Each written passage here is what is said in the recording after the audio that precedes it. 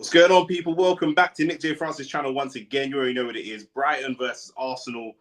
And Arsenal looking to avenge a loss from earlier on in the season, an unjustified loss. One of those losses where we got one of those stupid red cards earlier in the season that kind of derailed the beginning of our season. And if it weren't for those stupid red cards, we would be on par. I'm confident we'd be on par with Liverpool and fighting for the title. We're still fighting for the title. We are 6 points behind. They have a game in hand as well. So it's just about trying to keep as much pressure on Liverpool as possible. And today, like I say, it's not going to be an easy game at all. You know, we played them early on in the season. We lost to them. Granted, we had 10 men at the time, but even still, really an unacceptable loss from my perspective. And today, I'm nervous, very, very nervous. Just looking at the team, I don't know if you guys have seen this already. David Raya in goal, Calafiori, Gabriel, William Saliba, Thomas Partey at right back. Thomas Partey, who's been putting in the game of the season of his life. Certainly, it's the best season of his Arsenal career anyway. It's really annoying to be in this situation, but there's nothing that we can do. You know, people sometimes criticize Arteta for this move, but you look at it. Timber's out, I think, with illness. Tomiyasu and Ben White. No, Timber's out because he's suspended for an accumulation of yellow cards. Tomiyasu and Ben White, both injured. So that's three right backs that we have. It's one of the positions, actually, weirdly, we're very well stacked in. We're not stacked in, you know, attacking midfielders or right wingers, but we are stacked for right backs. And, you know, we just find ourselves in this position where he has to go and sit in the right back position. The midfield is probably the biggest worry for me. Jorginho, Marino, and Rice in that midfield. We're lacking legs. We're lacking energy. We're lacking, you know, kind of the fluidity that Ødegaard brings. I don't know. I don't know about this midfield, to be honest with you. Ødegaard is on the bench, so maybe it's an injury or something like that. I don't know. Martinelli's also dropped down to the bench. Jesus up top, Trossard and Nwaneri. And to be fair, that front three, that attacking front three, does make me feel a little bit more comfortable, I would say. That attacking front three for me is not the end of the world at all, because from my perspective, that front three they're all players that are very goal focused. You know, they're all players that just want to score goals and are very direct. And I think with a midfield like that, we're going to need a very, very direct front three to go and get us some goals. Their team, Verbruggen in goal, Veltman, Van Hecke, Igor, Estupinan, all at the back. But Baleba, who I think is absolutely brilliant, the player that we should be looking at, and Yari in the midfield, Adingra out wide, Gruder out wide, O'Reilly in the 10, and João Pedro up top. And you know, who's going to be up against Thomas Partey? Adingra. You know, Adingra up against Thomas Partey is going to be a really, really difficult battle. I will say, we said the same thing about when Thomas Partey went up against Luis Diaz when we played Liverpool, and Thomas Partey had a very, very good game at right back against Luis Diaz. Luis Diaz is a very, very tricky player to play against. He hit him hard in challenges and different things like that. But Partey is someone that has had repeated injuries, and I think you look at when he's playing well, he's in and out of the team and he's not consistently playing football. We have to really, really manage his workload to make sure that we get the best out of him. And that's what we found ourselves doing this season quite well. But, you know, forcing him into positions that he doesn't really want to be in, it's not going to be great for him in terms of that side of things, in terms of managing his minutes. We do have Kieran Tierney on the bench, unlikely to make an appearance. It looks like he's probably going to be leaving the club for Celtic, if not in January, certainly in the summer. In terms of attacking options, it's Ødegaard and Martinelli both on the bench. That's really all we have from attacking options. Kivior's on the bench, Zinchenko, Miles Lewis-Skelly as well. Lots of talk of whether or not Miles Lewis-Skelly should have kept his position at left back. You know, we know the loyalty that Arteta has to players that he brings in. We've seen it with Kai Havertz as well. Kai Havertz still not back. I think he was sick and he's quarantined from the rest of the players, and he's still not back yet. So he's out. And so, you know, really, like I say, it's Gabriel Jesus as a number 9, and let's see what happens with Martinelli or Ødegaard coming off the bench. You know, that midfield for me, this is a game that we should be winning. We should come through some adversity. It should be a difficult game, but we should be able to come through and win it. Brighton is a difficult place to go. Like I said, we lost them earlier in the season. Granted, that was sort of extenuating circumstances. But today, I think that we should be going for, you know, a 2-0 maybe a 2-1, but I think really a 2-0, especially if Thomas Partey can play quite well. It's just those fullbacks. We're looking at the wingers, Gruder and Adingra are going to have a great opportunity today. To be fair, Gruder with 10 appearances so far in the season, no goals, no assists. I don't want to jinx it, but that's just what it is. And Adingra, as much as I rate him as a player, only 2 goals and 1 assist so far this season. So it's not prolific from Brighton. They're on a bit of a bad run of form as well. So maybe we're running into them just at the right time. Maybe that's a good time for us to be running into them, to be honest with you. But other results, all the drama from elsewhere. Tottenham drop points. They lose to Newcastle at home. And I saw Expression's video. He is absolutely fuming about that. Bournemouth managed to pull off a 1-0 against Everton. Everton, things are starting to look pretty scary for Everton down at the bottom of the table. Aston Villa beat Leicester City 2-1 as expected. Crystal Palace versus Chelsea. I think Mateta scored pretty late on to make it 1-1. So Chelsea dropping points yet again. Brentford put in 5 past Southampton, and you just think Southampton are probably got to be going down at this point. And Man City beating West Ham 4-1. Man City trying to rediscover a little bit of form. And I'm just going to take a quick look at the table and see where that puts everybody. Man City, that win doesn't really bring them back up into the top 5 because obviously Newcastle won as well. So we are, like I say, we're 6 points behind Liverpool. And actually, you know what? If we can go and win this game, we'll be 3 points behind them. And again, just put as much pressure on Liverpool as we can. The reality is they might not, they might not. It might not affect them mentally, but we want to make sure that we're in the game. We want to make sure that we're doing everything we can to just make things really difficult for them. Where are we? Look at the table. Nottingham Forest still 3rd. Chelsea, 1 point. They are 4th. But there are a lot of teams that could, Bournemouth are 7th. After 20 games, Bournemouth are 7th. And a win could see them on the same points, jumping up all the way into 5th. Man City are currently 6th. Aston Villa 7th. Tottenham stay 12th. I don't think they've gone down. 12th, 13th, and 14th and 15th. Still Tottenham, West Ham, Man United, and then Crystal Palace. Brighton are 11th and no wins in 5.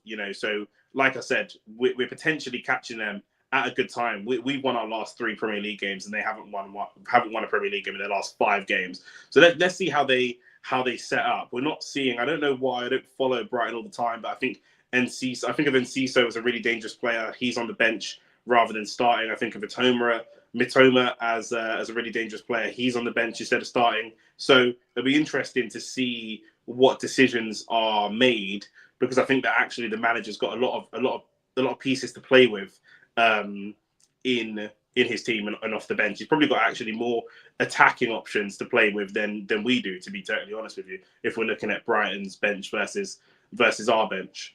But there you go. We're not far from kickoff now, so that's all that sort of caught us up on all the drama. The rumours of Mateus Cunha coming to Arsenal this January is still heating up and still kicking off, and I think, he'd be a good placeholder, but I keep looking at Isak, and I really just want Isak in the summer. I do think that is the level raiser. We need players that can come in and raise the level rather than players that are coming in and not really raising too much, just kind of being general squad players. And we needed something that's a little bit more than that. Shout out to Kurtz in the chat. Does Buatsi beat Callum Smith? I really don't know. Not if he doesn't buck his ideas up. I wouldn't say no. I think Callum Smith is very capable of beating Joshua Buatsi.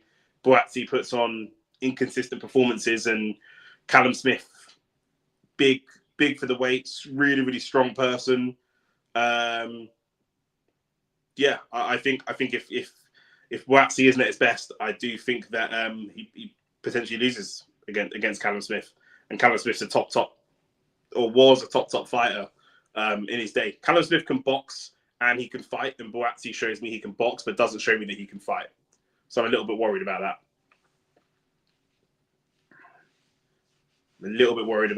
From Buatsi's perspective, but I'd like to see that fight for sure. Buatsi needs some big fights and some big names. He needs some bigger names on his profile. Arsenal just getting ready to kick off. I'm going to go 2-0. I am going to go 2-0. I'm trying to be confident. I'm trying to be optimistic.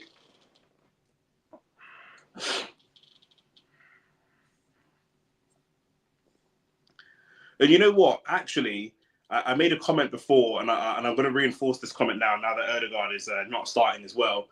Saka being out is not good, obviously. But I do think there's an opportunity to diversify the style of play because we focus so much on going to him. We've just taken centre and we go back to David Raya, who's going to send it long. And I think the same with Odegaard. We're just managing him back. He's been injured. We're just trying to manage him getting back at a reasonable pace. But I think actually having no Odegaard, there's a good opportunity in there for us to diversify a little bit about how we play. It can be a bit samey sometimes. Odegaard, Saka, cross, Odegaard, Saka, try and cut in and shoot, corner. And actually having these different players in here, it's going to be interesting to see who of the midfield is going to be the more progressive midfielder. Is that responsibility going to fall to Merino, or is that responsibility going to fall a little bit of a short pass there, but Gabriel gets it clear. Is that responsibility going to fall to Merino or Rice? Let's see. Rice looks like the person who's a little bit higher.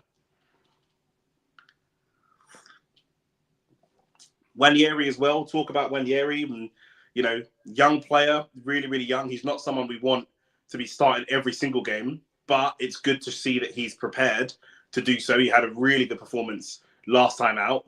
If he can put another one in here, I don't really want to be Brighton have given it away. Thomas Partey with a good cross into Jesus straight away, and just not quite on the same page as the other attackers. Trossard would love a goal against his old club. He scored against them already before. It's a very good pass from Partey, to be fair. Very, very good pass.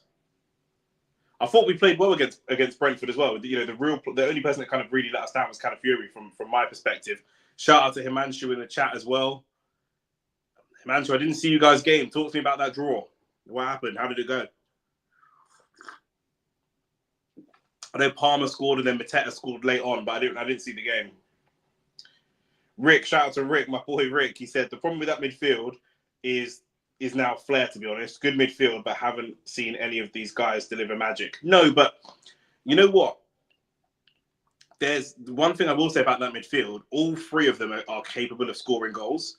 And without them having to rely on Odegaard, it was interesting to see who's going to go and be that goal scorer. Marino scored in his last game. Declan Rice scored against Ipswich. So there are goals in that midfield.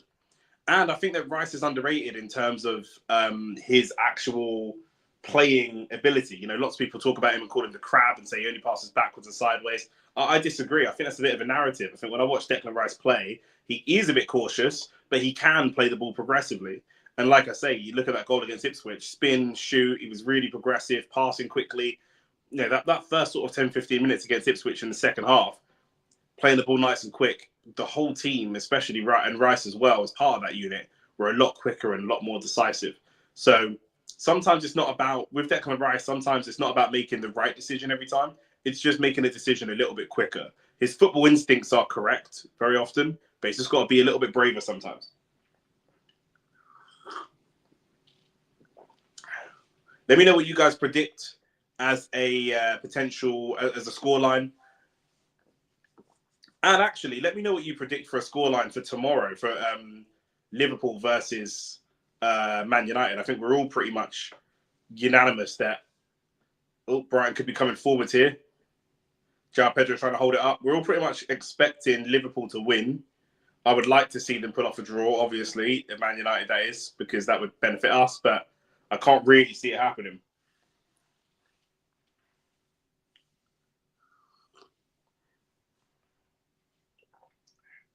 Andrew said he didn't watch the Chelsea game. He was out, probably for the best.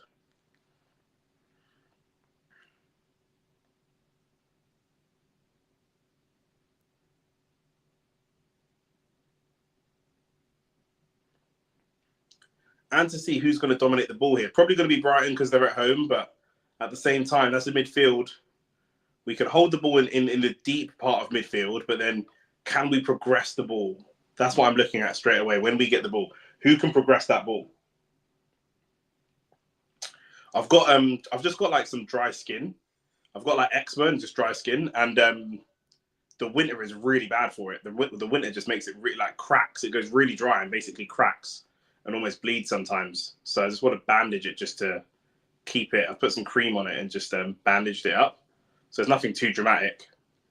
I'm back boxing as well. He's obviously, as you know, Himanshu, I used to box back in the day. I'm back to boxing training. I went back yesterday. So I'm boxing every Friday. Thomas Partey carrying the ball forwards really well. Wanyeri looking for a cross, not the best cross.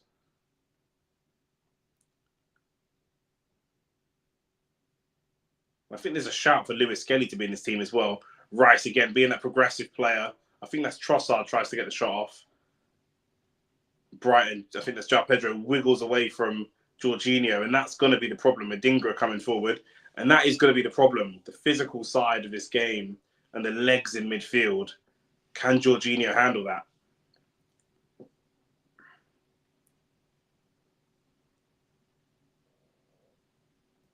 It's a good play from Jesus. Really good play from Arsenal to play it, to just play through that Brighton press.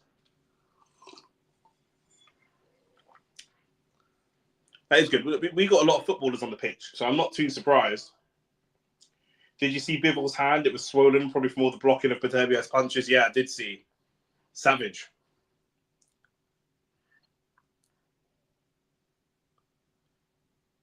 Oh, Brighton just lose the ball. Brighton have lost the ball for a couple of unforced errors. Jorginho is Arsenal's deepest midfielder, but still one of the more progressive midfielders in the team.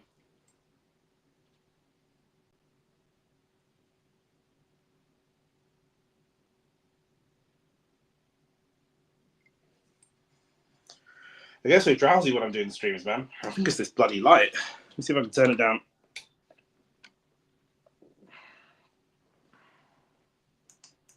The ring light just makes me drowsy. I don't know what it is.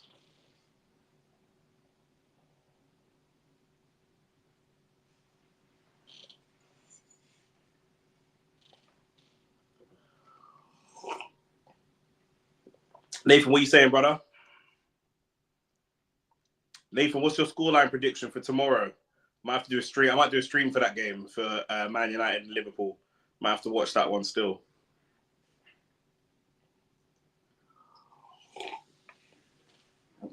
Rematch, I think Bivol probably wins. I'd like to see Beterbiev win. I like Beterbiev. He's been one of my favourite fighters for a while, but I think, you know, who can raise the level on the last match? You know, arguably Bivol should have won the first one, really, but who can raise the level from where they are? I think maybe Bivol's got a level he can go up. I don't know that Beterbiev has. But I don't know. Brittle spirit from Nathan. He said he's been off the grid. United are wrecking him. Where you been? Nathan's been hiding from Gian.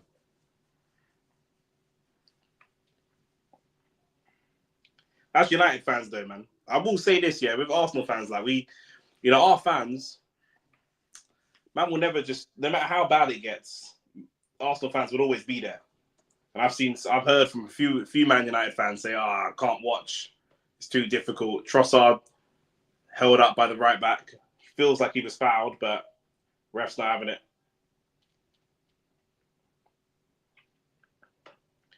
Every time I expected to get battered, we stink the place out of a 0-0. Bro, I'm hoping you man draw. I'm trying to manifest a draw. You know what I'm saying? If we win this today, if we win, Brighton are difficult, it'll be a difficult game. But if we can get a win, bro, we'll only be 3 points behind Liverpool. So I hope you lot can get a draw, even win.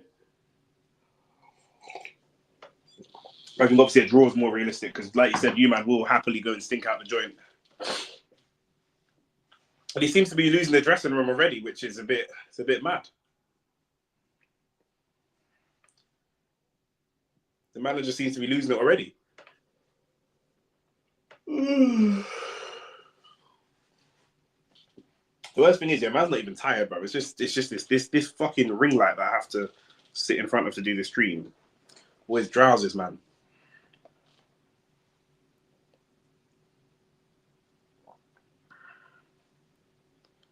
Shane was here earlier. We just shot a bunch of boxing content that's going to be dropping over the next week or so. We've got some more stuff coming up. Or we could be through here with Jesus. Ball straight through. Can you get the finish? It's not the best finish. It's the Gabriel Jesus of old, and then the flag goes up anyway. Who's that ball come from? That was Jorginho. I still watch the game, just no expectations. Can't not watch. Now, that's facts. Himanshu said, let's be realistic. You men are holding 4 or 5 minimum. Fuck, 4 or 5 minimum, that's cold. I don't know, man. Big Harry Maguire. Depends on Amorim. It really does. I think that United have the talent in their team to draw the game.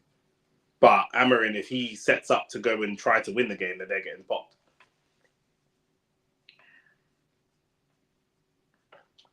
If he's more realistic and says, you know what, I'll take a draw, I think, that it could happen. Remember, United was soaking up the pressure against Arsenal and just defending. It was just the corners that they couldn't live with.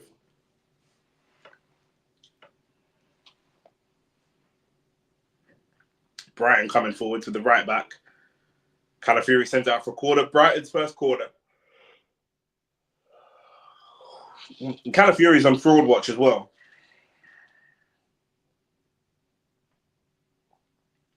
Still got to support it. It's not like your kids going sports day because you think they won't win. That's Pete. Nah, I ain't seen all of Narcos. I've seen bits of it, but not all of it. I know the intro song though. Corner for Brighton. 10 minutes in, first corner. Little bit cagey. This first half corner comes in. That's a good corner. That's a really good corner. We come away though. Wanyeri's trying to come away with the ball. He's run into trouble. That was a good corner though. It kind of flicked in. It looked like it was going to get stopped by the first man, and then it just dropped and bounced in front and bounced its way through the box. That was a good corner.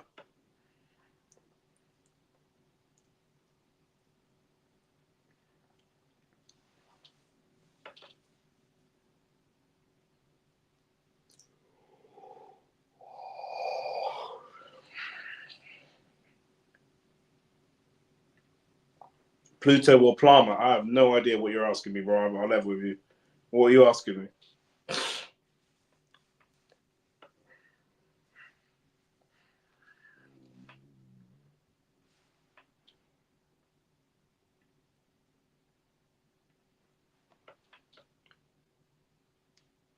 Brighton have been fast starters so far this season. They typically have scored pretty quick, but they haven't really been able to hold on. When they're winning, they still end up dropping points or losing games from winning positions sometimes. Their game management isn't quite there.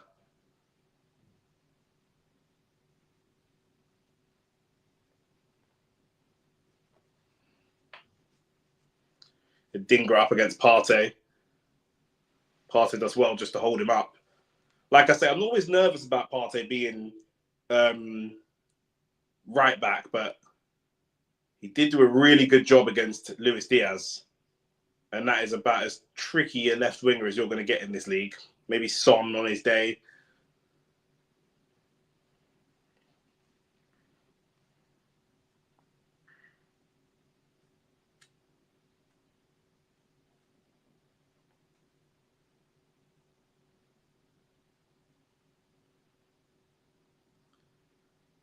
Trossard picks up the ball. Can he find Ranieri? Chooses to go wide.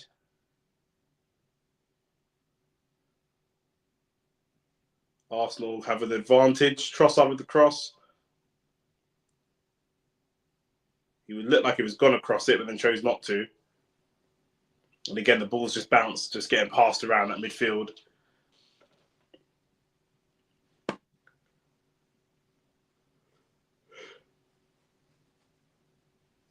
Great feet from Ranieri. The cross isn't the best, though. Great feet from Ranieri up against the Stupidan.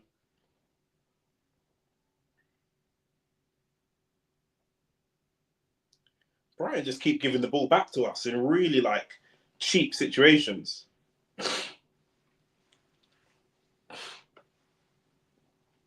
Score prediction for me for this game, I think 2-0. Arsenal 2-0. We've got Ødegaard and Martinelli to come off the bench.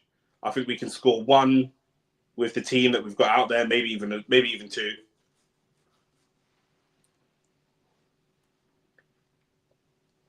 And we've got goals off the bench in Ødegaard and Martinelli as well.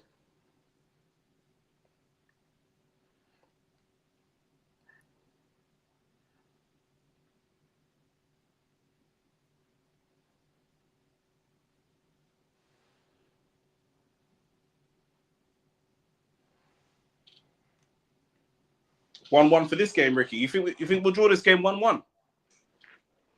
You've got to be more positive, brother. I think we can win this game. I think we can. I think we will win this game. Brighton have no wins in 5. They're a good team, but they currently have no wins in 5.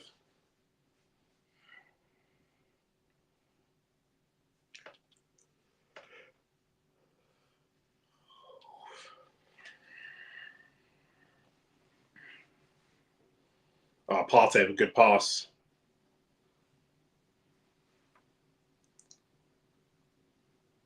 Oh, we've worked that really, really well. Is that Wanyeri? I think it is. He's going to go direct, as he always does. Can he get a shot away? It's 1-0.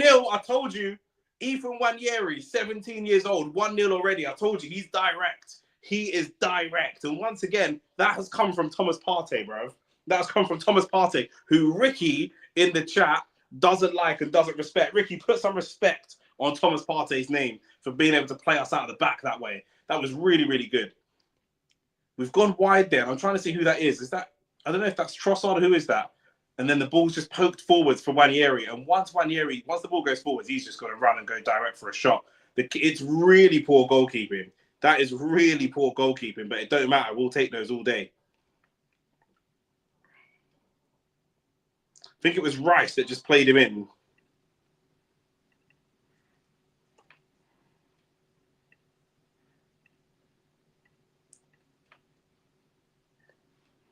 I think it was Rice anyway that played him in. Rice or Marino. And Ethan Wanyeri, 17 years old, doing the bits. Doing the absolute bits. What a player.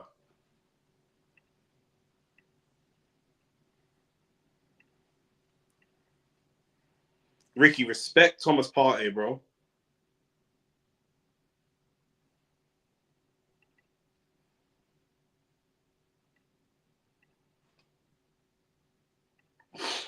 One 0 Arsenal.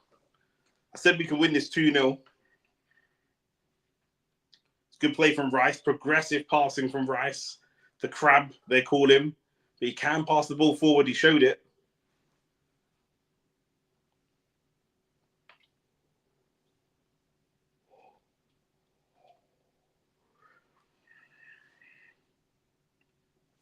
One 0 already. Come on.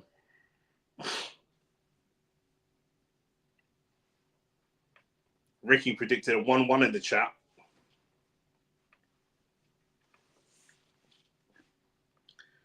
"17 minutes in, Brighton have had no shots and only one touch in our box.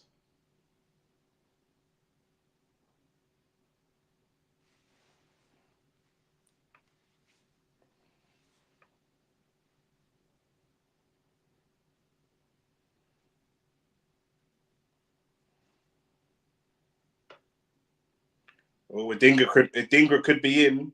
Adingra cutting across. Shot goes wide. Yeah, we were boxed in a little bit. I can't tell who it was in the midfield because they look kind of similar, but we were boxed in. I think Marino releases it back to Rice, and Rice just flicks it straight in behind instinctively, which is something that we've been doing. Second time we've done it, similar to what Jorginho did first time. Any opportunity to get a player in behind, we just flick it straight in behind. And then Wanyeri just runs it on his own. He just runs it direct, gets past the fullback, and good slot by Wanyeri underneath the goalkeeper. Corner comes in for Brighton. Oh, Wanyeri taken down.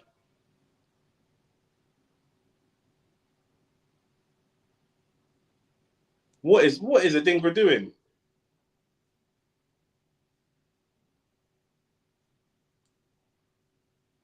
Jorginho just tried to clear the ball and fell over. Blood. What's he doing?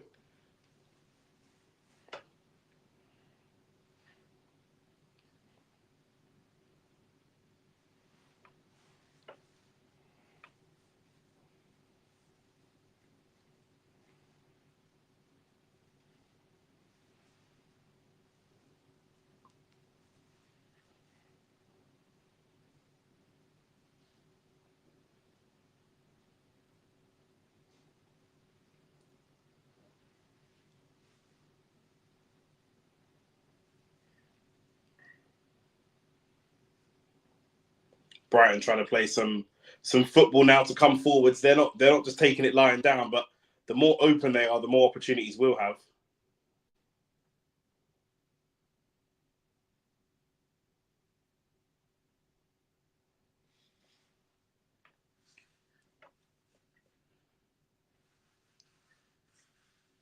Partey against the Dingra. Stupinan. They want to get a cross in, but the closing is just really, really good.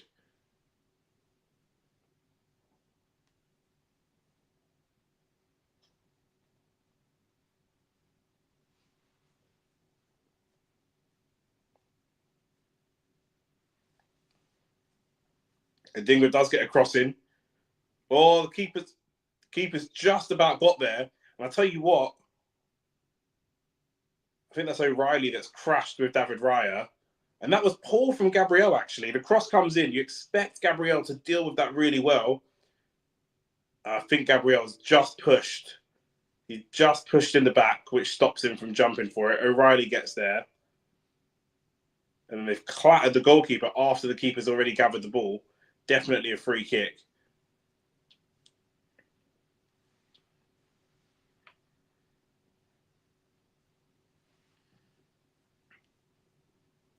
I think O'Reilly's lucky not to get booked for that. I'm not going to lie.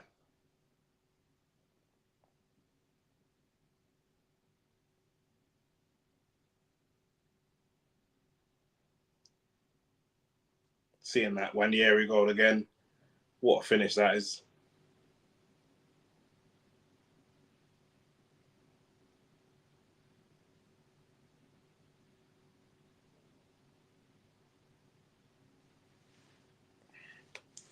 Man is tired, bro. Why am I so tired?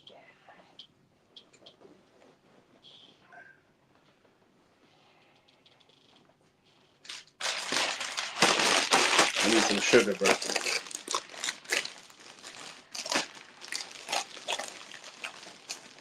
Hopefully David Raya is okay.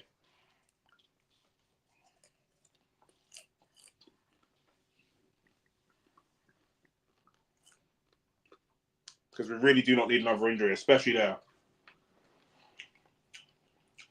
Man's just been working. Literally working. I've got, I think I said before, I don't know if you were here, but I said me and Shane have 21 streams for January and Feb. Because Feb's got a lot of boxing. And yeah, we got a lot of good stuff happening on the channel. So yeah. What about you, bro? What you been doing? Apart from hiding.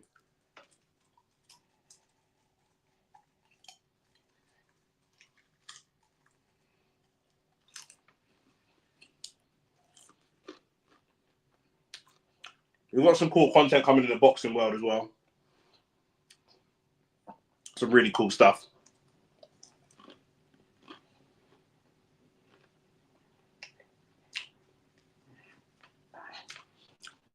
Bro, we don't play, bro. We don't play. I'm gonna do a thing, yeah, where obviously we talk a lot of shit about boxers. I'm gonna do a thing where we meet up and spar with professional boxers, and we're gonna wear like a weighted vest. Ethan Wanyeri just got skipped by the Stupinan, but he got back. We're gonna wear a weighted vest, yeah, with different famous boxers, and they're gonna hit us in the chest, either me or Shane. We're gonna like flip a coin and see who the boxer's gonna hit, basically. Working gym, I hear it. Yeah, I'll be getting back into gym. Like I was just telling the boys, I'm back in boxing. So I started yesterday. I'm going to be training every Friday.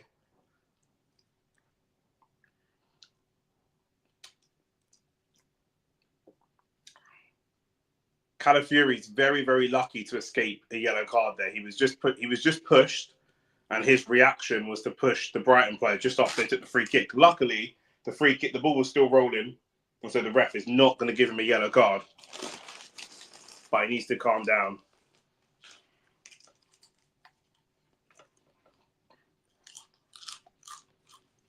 And the Brighton player also just kind of pushed and got a bit aggressive with Trossard as well. Trying to get a bit aggressive. Same thing that Ipswich did, actually. When we went 1-0 up against Ipswich, they started trying to be really aggressive with us as well. Same kind of thing.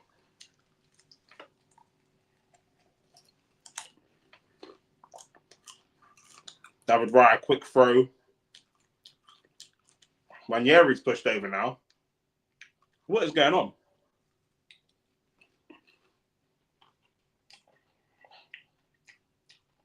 I have no idea if Shane can take. We're going to find out. We're going to see. He wants me and him to do some sparring as well. Shane's been in boxing all his life, but he's never actually fought. So he might do some sparring videos. And then he might even do some videos of me sparring different pros. I'll lose. Obviously, I'll get smoked, but it'll be interesting to be in the ring with them. So that's all the kind of content that we've got coming. We're just thinking about how we're going to package it up or whatever. But yeah, we got some cool shit. There's bare shit I want to do 2025.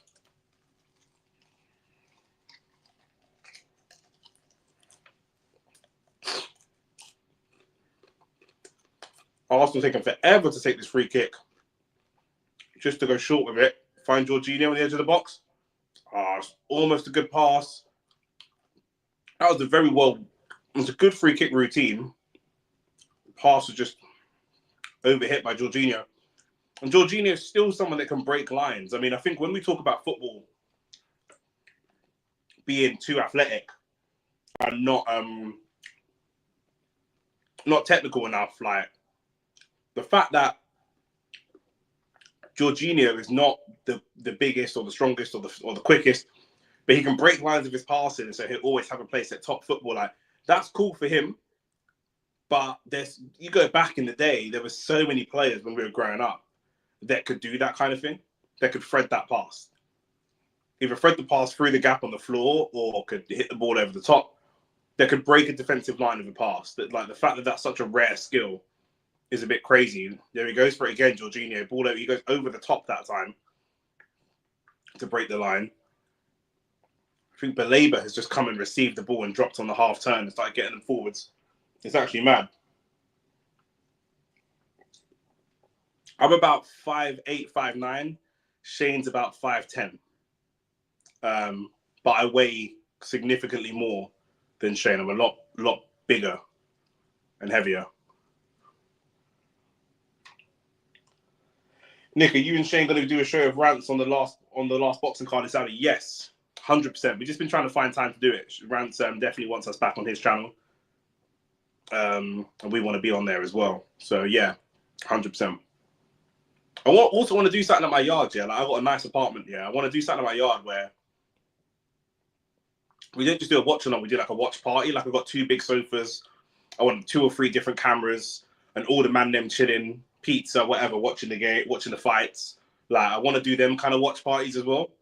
It's just expensive. Like I need to obviously get the 2 or 3 cameras and the lights to do it, and I need a producer that can actually do the switching between cameras and the microphones, all that kind of stuff. So it's long, but that's all the kind of stuff we're going to be doing. And I'll definitely get rants over for those types of shows. So yeah, we'll be on Rants' channel to discuss the card. I think it's February 22nd. The greatest boxing card ever put together. But yeah, we've got a new age fight coming up. Bivol Beterbiev coming up. We've got enough things coming up. JL Pataya. There's loads.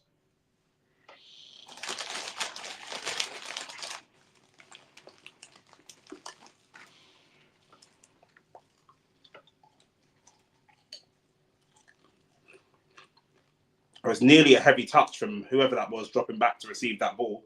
Maybe that was Jesus.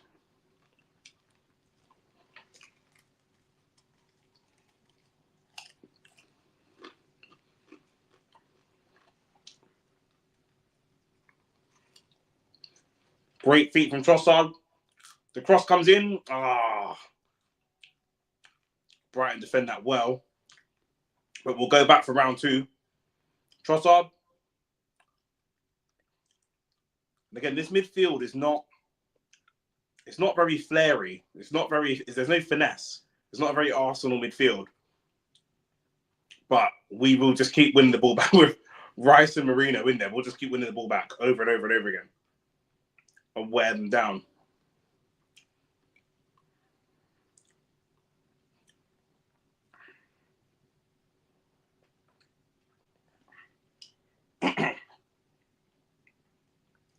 Should do some gym tours. Yeah. Well, like boxing gym tours. Because we're not really like, we both work out, but we're not really like gym man like that. Like I want to keep it as like sports related as possible. Maybe touring different boxing gyms, looking at different cultures and that. Arsenal playing dangerously at the back. We should just get rid of that. Oh, Thomas Partey. Little flick over Estupinam. Lovely.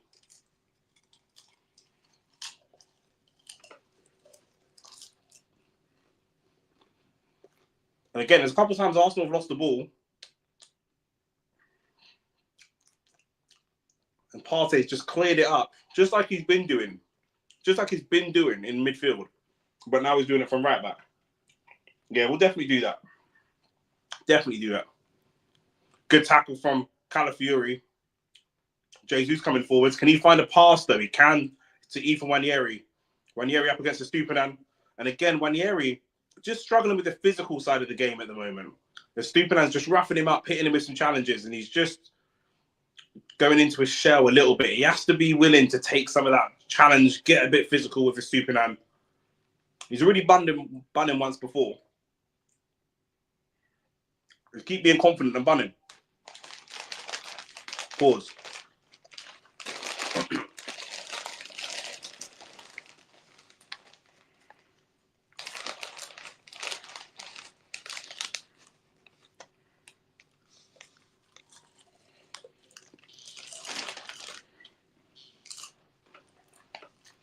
I'd also like to see Arsenal give Nwaneri kind of a little bit more protection. Like when I saw Calvin Phillips try to rough up Miles Lewis-Skelly, I was a little bit disappointed to not see any of the big men go and support him. Like Miles kind of handled it on his own, but still would like to see one of the big men go and give a bit of support over there.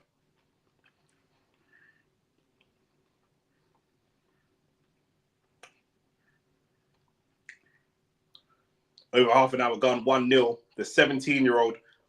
And it's good. It's good for Arteta to see that he can rotate teams, because never in a million years if Saka's fit, even if Saka's running on 1% energy, you know he's starting right wing. He's never starting Ethan Nwaneri in this game. But now it just gives Ethan Nwaneri an opportunity to show what he can do.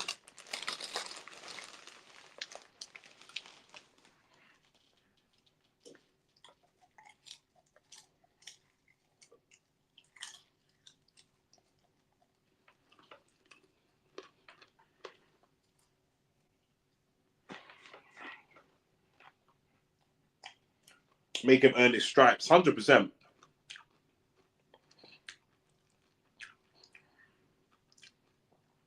Shot deflected and David Raya gathers really well.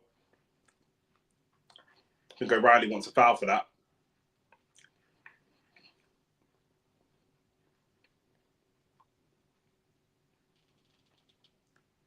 Have to be careful not to allow Brighton to make this a different type of game to what we want it to be.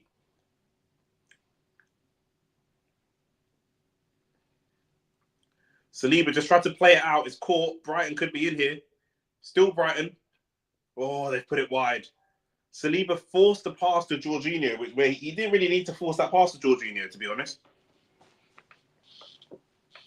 Jorginho, the pass made it to Jorginho, but as he received it on the half turn, he had two Brighton players on top of him straight away. Very, very lucky. I think João Pedro just kind of slips as he goes for the shot. Gabby Jesus did really well. He's come all the way back from the 9 position just to put a bit of pressure onto João Pedro. Or a Dingra. I think it was a Dingra.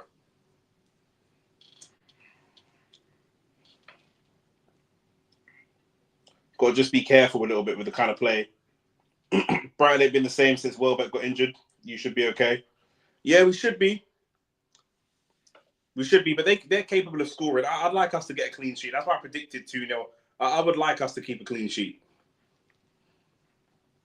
But I'm not sure that we will. Like, I could see us winning a 3-1 or something, but I predicted 2-0. I said, fuck it, I'll back the man then.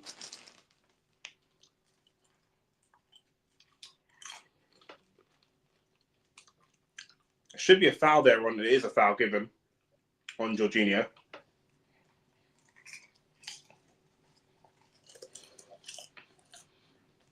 Taking it quickly. Rice is giving it to Trossard.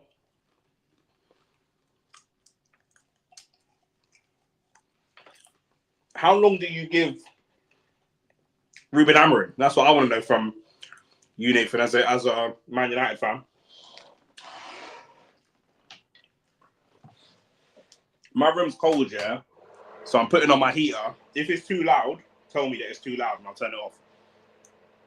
But how long do you give Amorim? If you guys keep, you're not going to get relegated, obviously. There's 3 or 4 teams that are a lot shitter than you lot. But obviously he's coming to start a rebuild. Maybe he shouldn't have come in at this point. Maybe he should have come in the summer. But he's here now.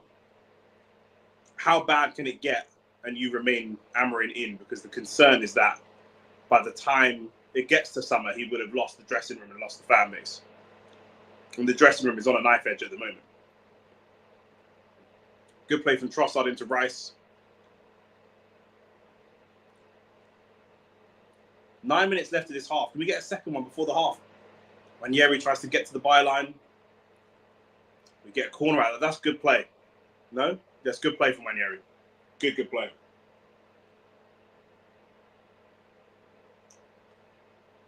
Season is done, to be fair. Just let him get on with it. I agree. You need to give him that time. I totally agree.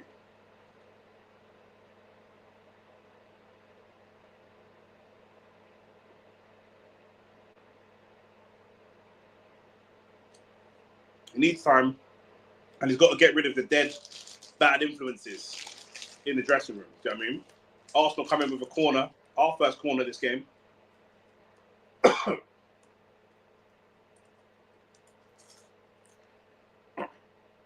Looks a bit close to the keeper. Oh, it nearly went in. I think that might have come off the post.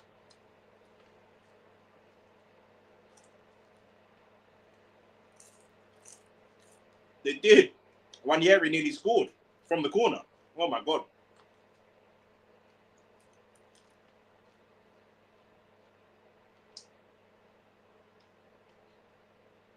He didn't want to come mid-season. Brighton under some pressure. Jesus nearly got in there. That's a foul by Marino, an obvious foul.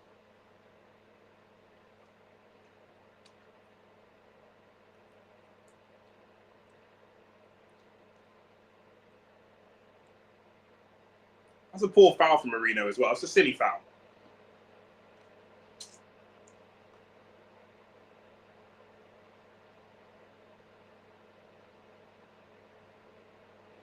It's a very silly foul, an unnecessary foul. Can't sack him. Board have stitched him up if we don't buy anyone this month.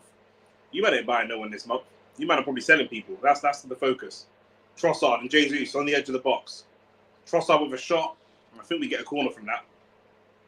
I think.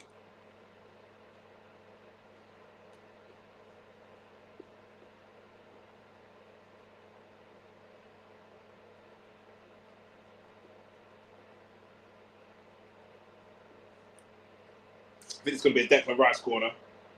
I don't know who you're looking to get in. Apparently Xerxes looking to go to Italy. I don't know. I think it's Paul.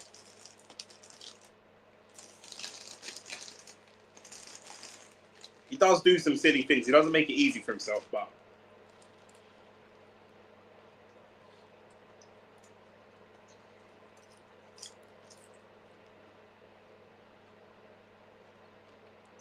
second Arsenal corner, Declan Rice.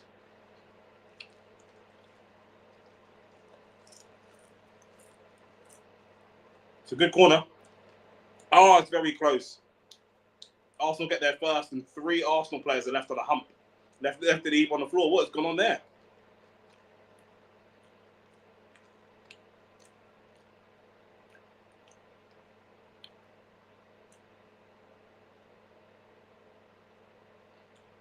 Marino goes into Jesus. I hope Marino's not injured now because he did have an injury before.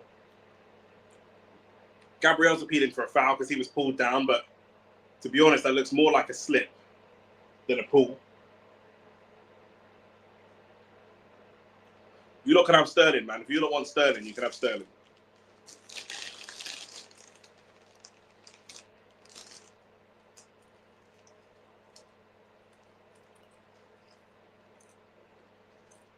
figures of loans, what kind of player could you get on loan in January?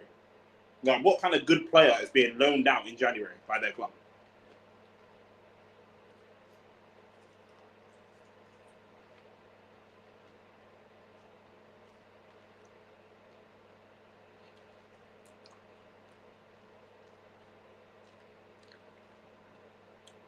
Arsenal causing chaos. Jorginho goes down a little bit too easy, in my opinion. Saliba covers really, really well. Jorginho brought down again.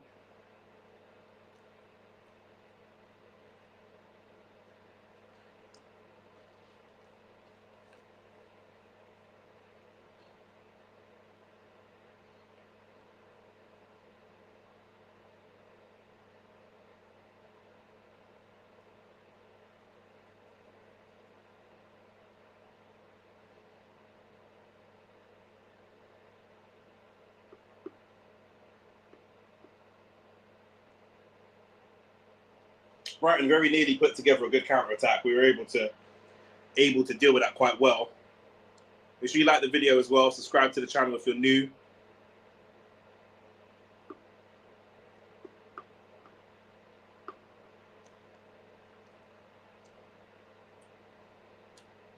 I'll tell you what, this midfield is very, very difficult to play through. Very difficult to get through Rice and Marino and Jorginho. Jorginho less so, but the other two.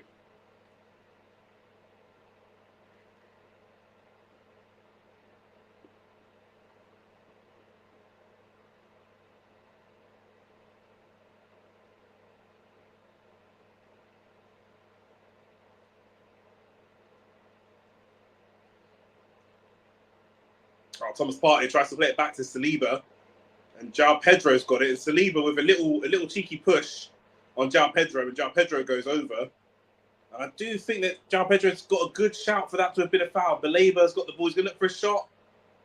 Oh, that shot was awful. I think I might go for a throw. That was a terrible shot. Arsenal just playing on the edge. Just playing on the edge. I do think that there's a good shout for that to have been a foul. What is your take on Saka 23 versus Kudus 24 in terms of their ability and profile? Would you take Kudus to replace Saka if he does not come back the same player? Listen, man's not going to speculate on my boy Saka, innit? Do you know what I'm saying? Like, let's see how he comes back. He's a good professional. He lives a really, really good, healthy lifestyle. He's very deeply embedded into the team. He's an Arsenal man. Partey again trying to play out. Finds Calafiori. Risky play from Arsenal. Great feat from Nwaneri. We're taking too many risks at this point. I mean, if Saka came back, you know, it would never really be like a replacement. You know, Saka's always going to be in the Arsenal team. He's so loved, and he represents the club and the team so much. I don't think if he came back and he was 50% the player, I don't even think they'd sell him. Maybe he comes off the bench or something like that, but they wouldn't sell him. But the whole club loves him, myself included. Kudus, you know, Kudus is more powerful, I think, than Saka.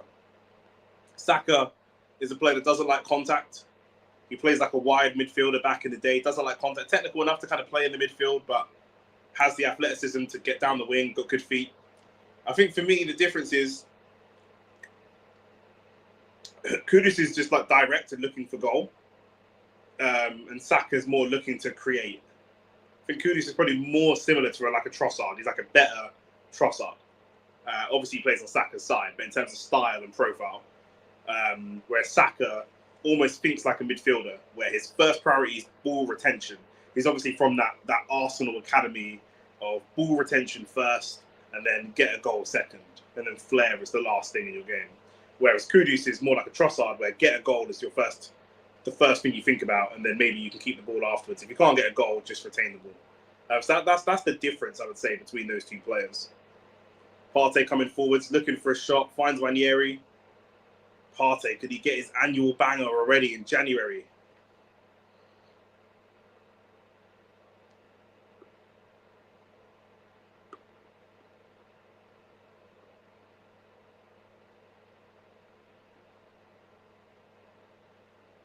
We have to be a little bit more sensible in terms of how we how we play out. Declan Rice galloping into the box. Can we find a pass? Belaber's complaining about a foul. I think we've got a corner from that. Yeah, Saka definitely ain't done. And Kudus definitely looks older than 24 as well. It's one of them African ages. Nick, where do we finish this year? I think we win the league this year, bro. No, I'm joking. No, I think we finish second. You know what? Yeah, give me Alexander Isak in January in the summer. I think we win the league. Give me Isak and we'll win the league. I'm so certain. I think if you gave us Isak right now, we might win this league. But right now, Ethan Wanyeri's got a corner. And Gabriel fancies it for himself. Wanyeri's just got a yellow card for time wasting.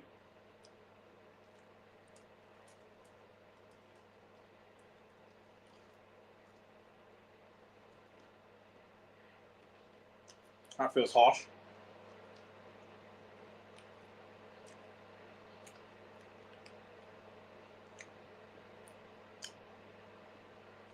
Corner comes in. No one really attacked it.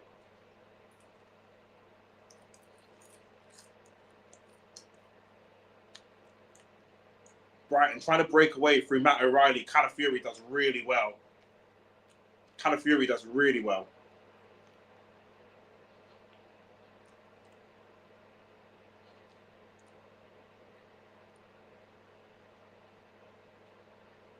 Arsenal for these corners so far haven't really got themselves kind of settled. They haven't really got themselves set at these corners. In my opinion.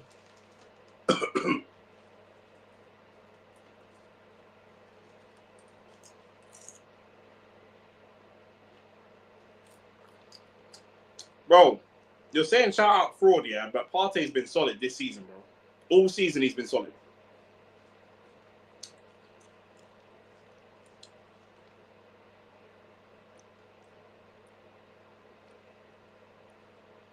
"47 minutes, 4 minutes of added time."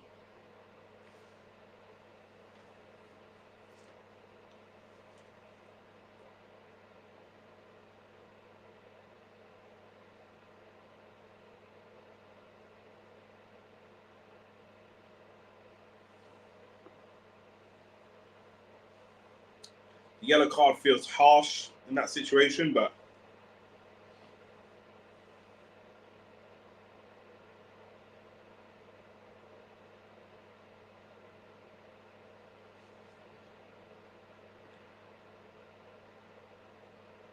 Arsenal trying to play it out again. Again, trying to play it out.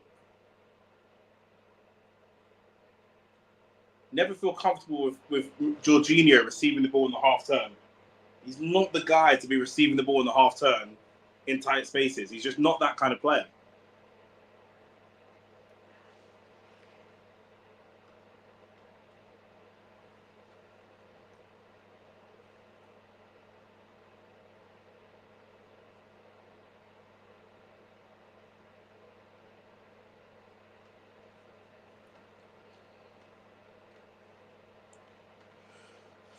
We should have got it 2-0 up, I'm not going to lie. With the corners, we haven't really threatened from corners properly.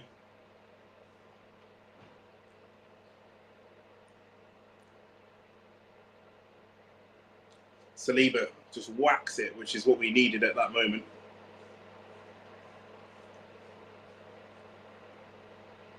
I think the ref burned the whistle. Yeah, harsh yellow card.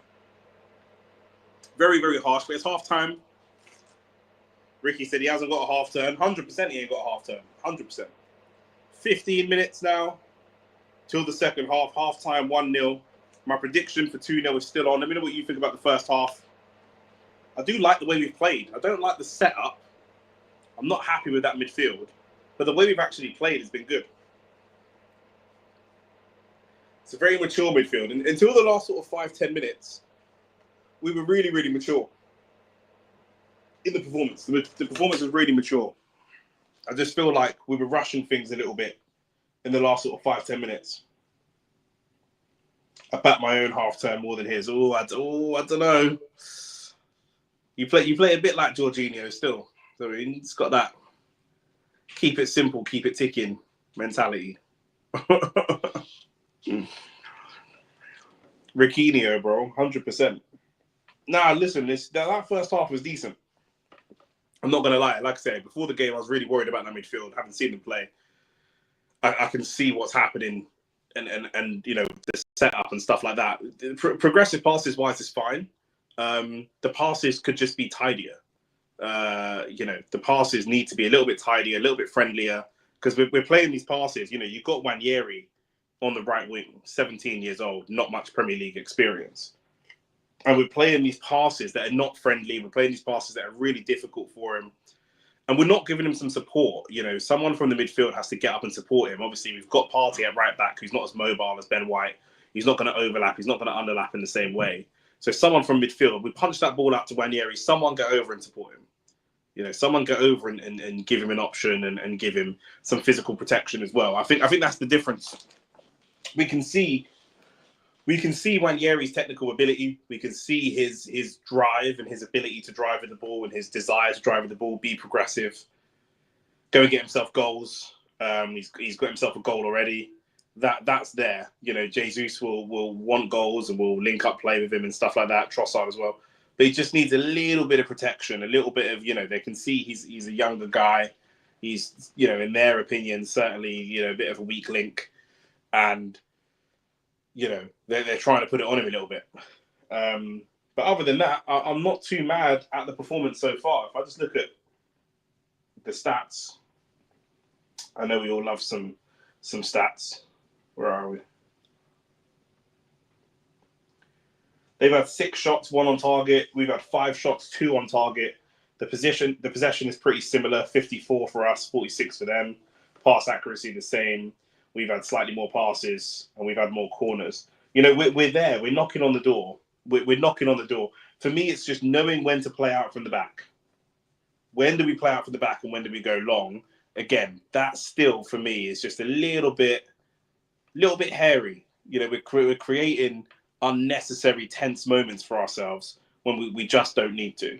That's my only issue with that first half. But other than that, I think it's been good.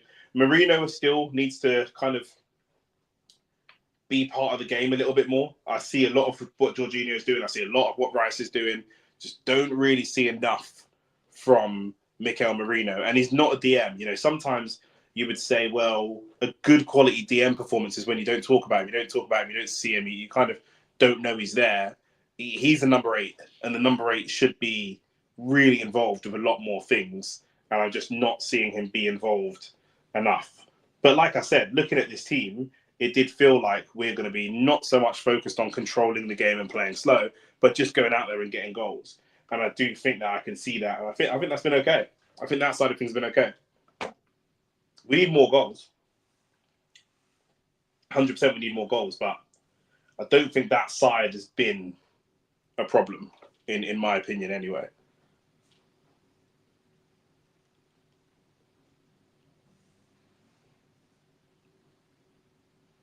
My prediction for 2-0 is still on. I think Arsenal gave Nwaneri player of the match. And, you know, if he stays like this, he can go and get back-to-back player of the match awards, which would be crazy. Brighton have been a bit disappointing, to be honest. Their football's not as fluid as it used to be. You know, I don't know if they've been figured out, maybe. Like I say, no wins in 5.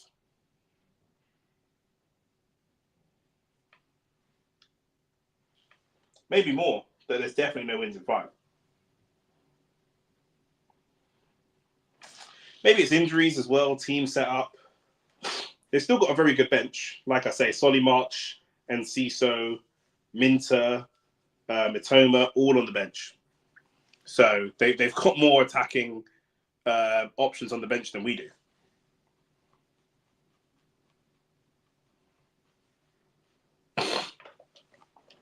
And it was Mikel Merino that got the assist. And again, people talk about him not being able to play the ball forwards. You know, I think his progressive, I've said before, his number 8 play is not bad. His technical ability is not great. You know, his touch and finesse and little things like that is not great. But in terms of the left 8 position, he understands that role so well. He understands that role better than anybody. Maybe not anybody, but you get what I'm saying.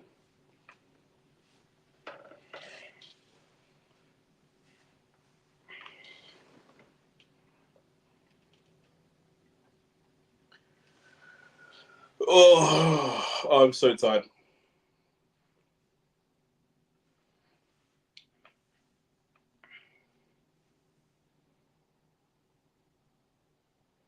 Looking at Calafiori stats on Sky and comparing him to other players of his age, Rooney and Michael Owen and those types of players. Anybody? What do you mean anybody? What do I say about anybody?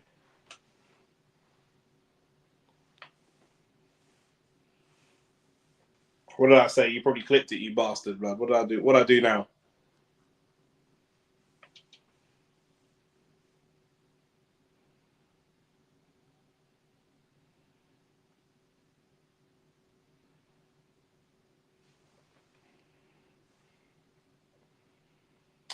Yeah, anybody in this current team. Anybody in our team at the moment. He understands where he needs to be and what he needs to do. His decision making and his understanding of the number 8 role is better than anybody in our current team. He just literally doesn't have. I didn't say better in that position. I just said he understands the role better. He understands the role better than anybody. But he doesn't have the technical ability. Some men don't know. Like, some men actually just don't know what they're supposed to do in that role. He understands what he's supposed to do in that role. He could probably talk you through it, through the theory of being a left-sided 8 and breaking the lines with runs and cutting the ball across the 18-yard box and creating opportunities. And he can talk about all those things, but he just actually technically, on a technical level, just can't do it. Like, he's just not good enough to do it. Do you know what I'm saying? And that's just what it is.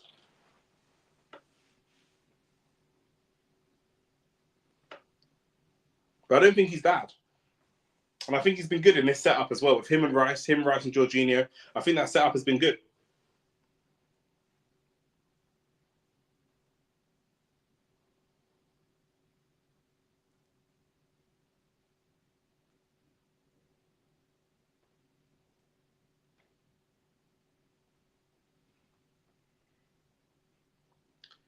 I think Marino has been good in that first half.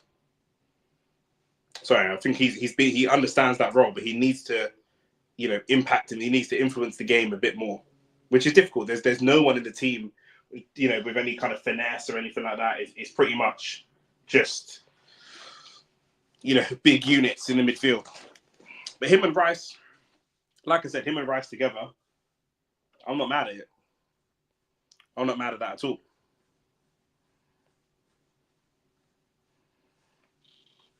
I think Jesus needs to try and find himself in the game a little bit more as well. It's difficult for him. He hasn't got wide men who are going to look to cross the ball for him. He's playing with 2 wingers that are going to both look for goal. So they're not going to be looking to support him. They want goals for themselves. I think Calafiori's been much better as well. Much better than last week.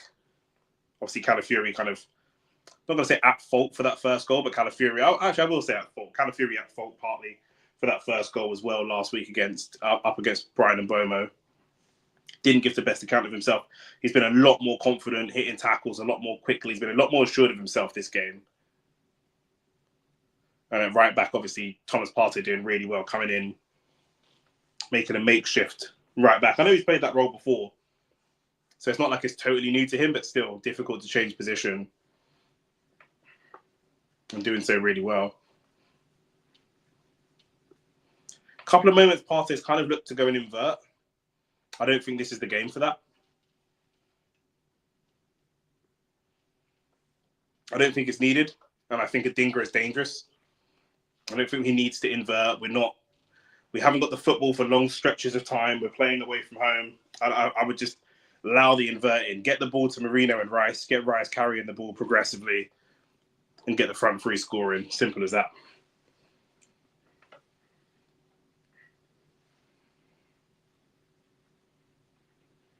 think Jorginho's been okay as well, but he's hit the deck a couple of times, just a little bit weak sauce, which isn't today. That's just more in general, you know.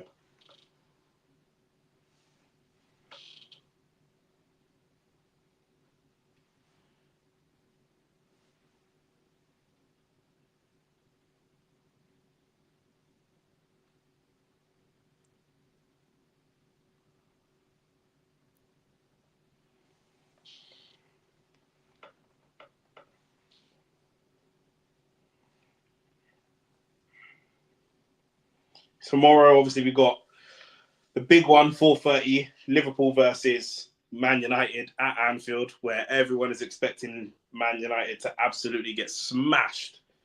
But I don't know. I don't know. Don't be surprised to see a draw. Fulham are going to be playing Ipswich and Wolves, Nottingham Forest. Wolves Forest is a good game. Wolves Forest is a good game. You'd expect Fulham to be able to beat Ipswich realistically. And Ipswich been playing well, but Fulham a far better team.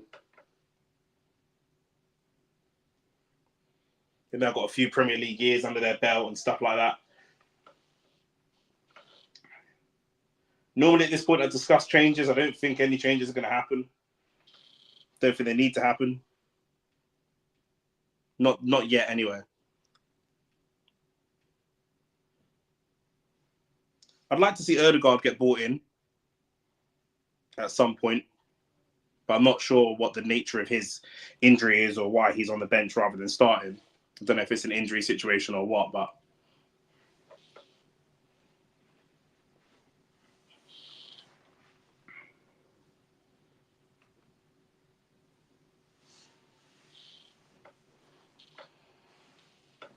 just looking at that goal again, Ethan Nwaneri, just one thought in his mind, go for goal. And I'll be honest, it wasn't even the best finish. It wasn't, but he did what he needed to do.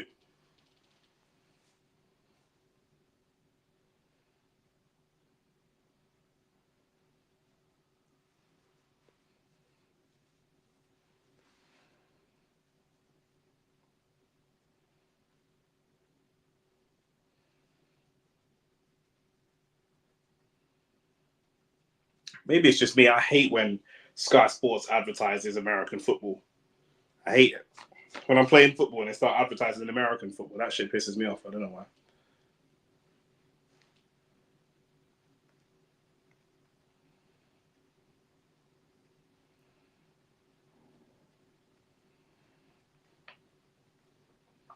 Yeah, Dingra did have that chance. He had that one chance that kind of fell to him in the box. That was really poor. Baleba had a chance.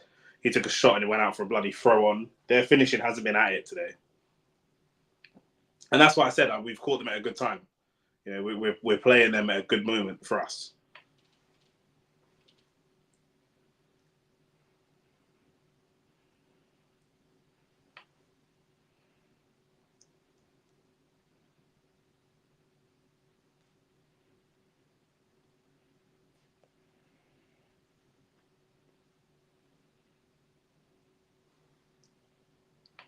I think they're just getting ready for the second half.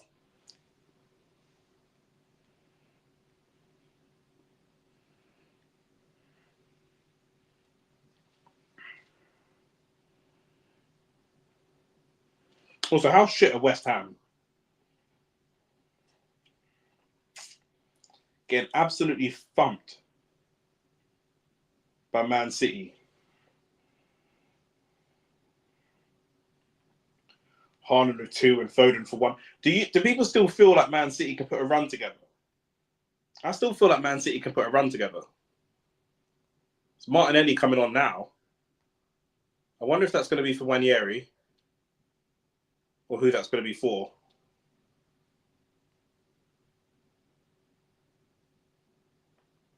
It is going to be for Nwaneri, yeah.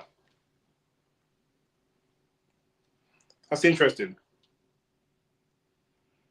Very rare for Arteta to be making half-time subs. Yeah, just seen that.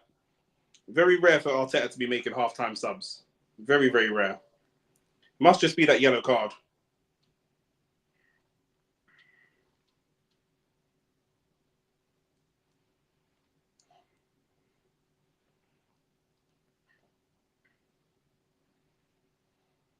Brighton making 2 subs as well. Minter coming in. Minter's a good player. And they've got their Jorginho. He's a good player as well.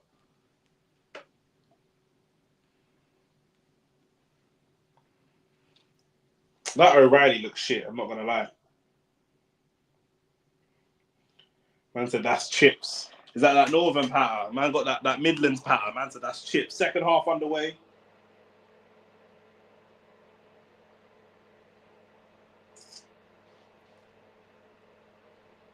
This is what Martinelli can do. Martinelli's really struggled playing Saka's position because he ain't got a left foot. Like, he's got no type of left foot. So he can't even, like, dummy a cut in or nothing. Like, he just tries to get to the byline on the right foot. Brighton free kick early. Arsenal were really poor in the sort of 45 to 60-minute region. You know, we can often sort of drop. If we're winning, we can be really poor in these moments.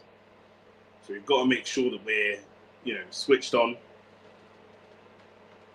So I think this is where we lose a lot of games, to be honest with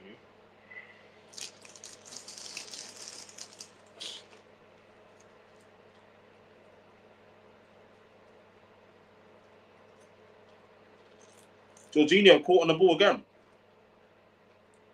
Jorginho caught on the ball once again.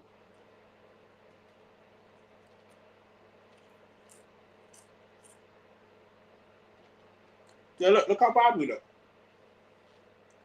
Between 45 and 60, we can't play.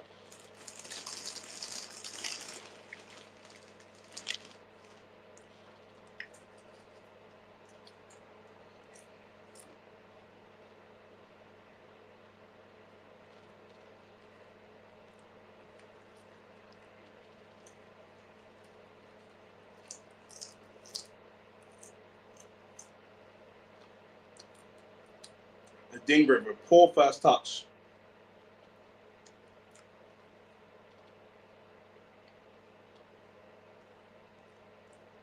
The one thing Martinelli will be better at, though, the defensive work. He'll be better at that than Wanyeri. And he won't get bullied physically as much.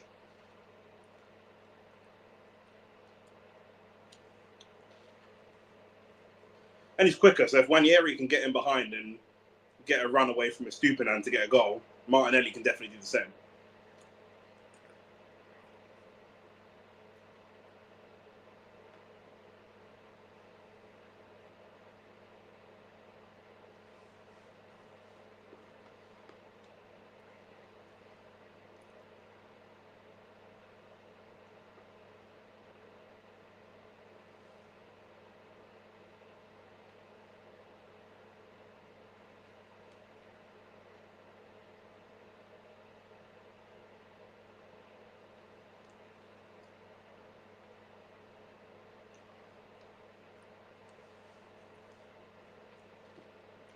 I like Rice when he gets into advanced positions. I do like him.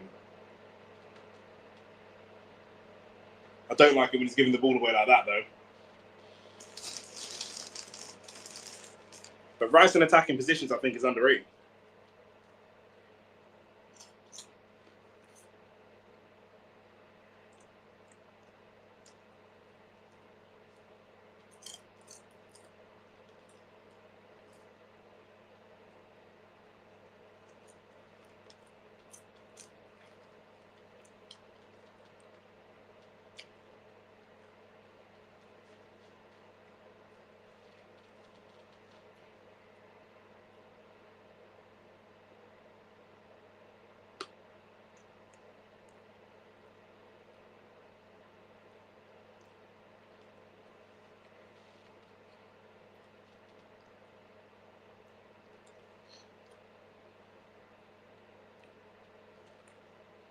We need slightly more intelligent pressing from Jesus, in my opinion. He's pressing, he's doing the work, but he's not doing it in the most intelligent way.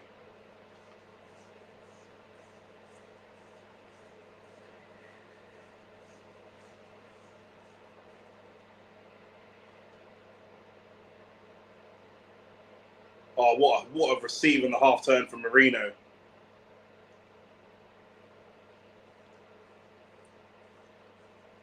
Labour's coming forwards. No fouls here. Rice, good tackle.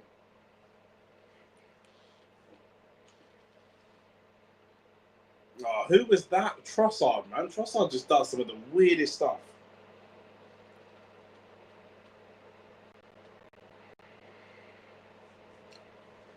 Trossard does some of the weirdest stuff on the football pitch. Like, strange decision making.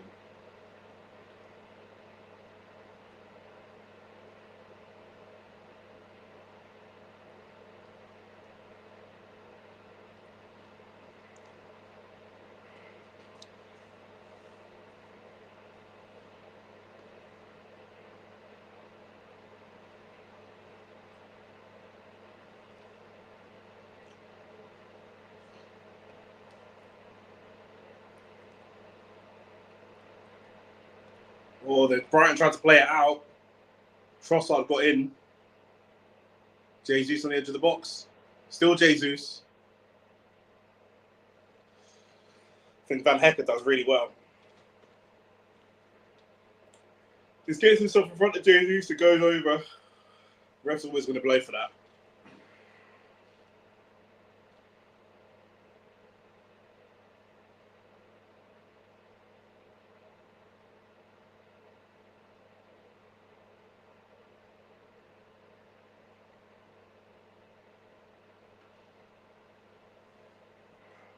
All the way back to David Raya to reset. All the way back.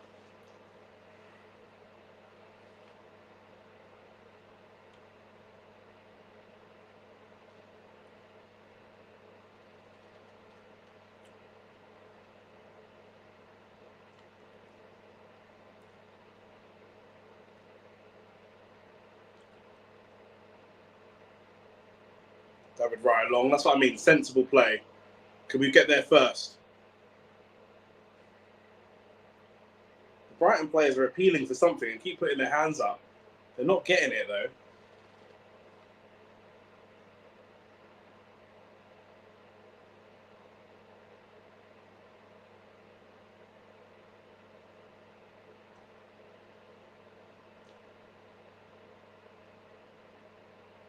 Cross comes in for Brighton. Saliba gets it away. Saliba apparently wanted by Real Madrid. I think anything less than 250 million is a disrespect.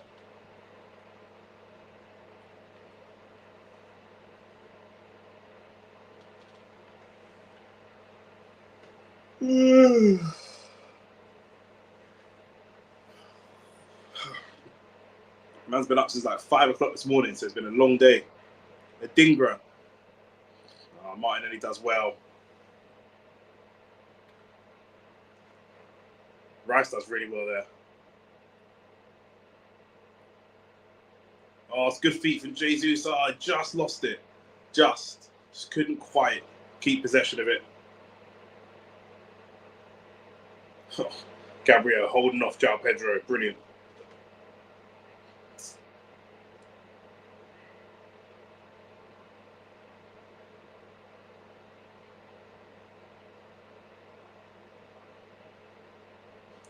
Martinelli, can he get a run down the wing? Can he just get himself? Can he get himself a yard or two and just get down the wing? Oh, Partey tried to thread him through. Very unfortunate.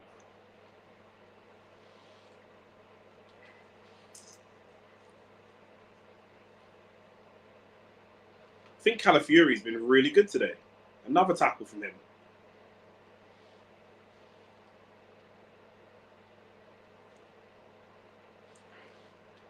And again, Raya just going long, no nonsense.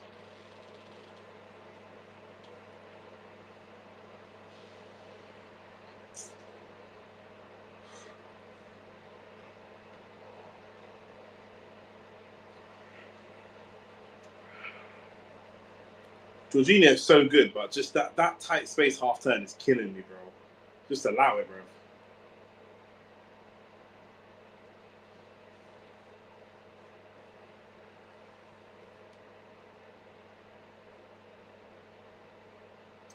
What a pass that is for J. Is he offside?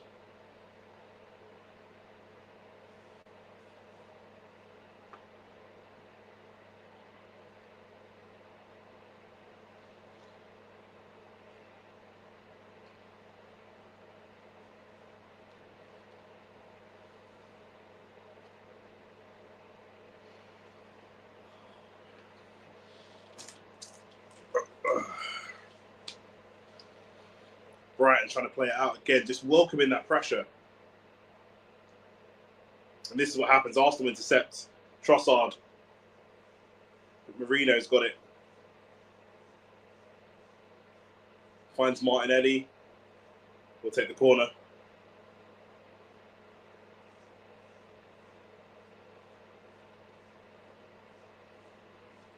The Brighton defence are riled, very riled.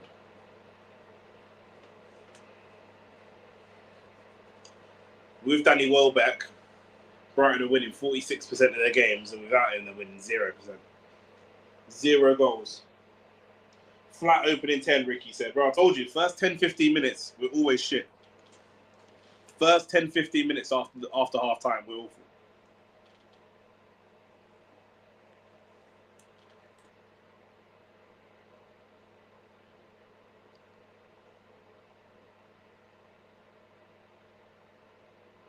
Corner, Declan Rice. Oh, it's a good corner. Oh, it's just gone a little bit too high.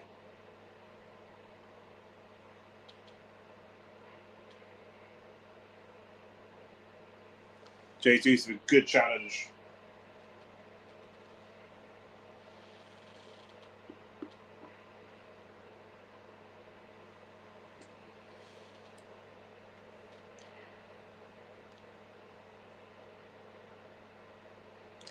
Getting restless, man. I want to get up and play. Oh, Rice is taken out. That could be a yellow.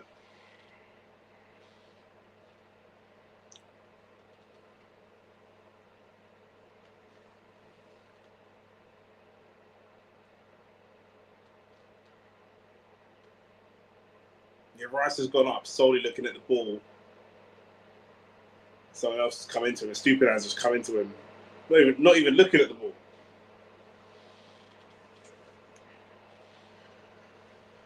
Oh, it's been a Zendaya, bruv. Flat 10. That's the only way to describe it. It's a straight Zendaya, blood. 10 and flat. Fuck, you know.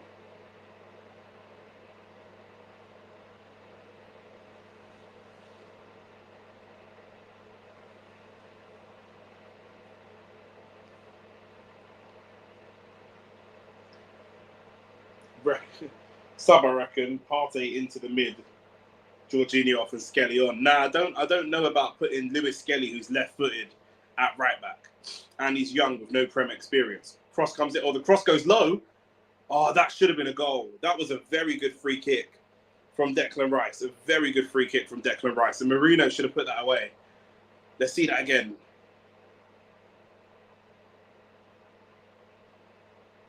That is poor from Marino. Poor from Marino. I don't like the idea of putting Lewis Skelly on it at right back as a left footer. And not an experienced player either.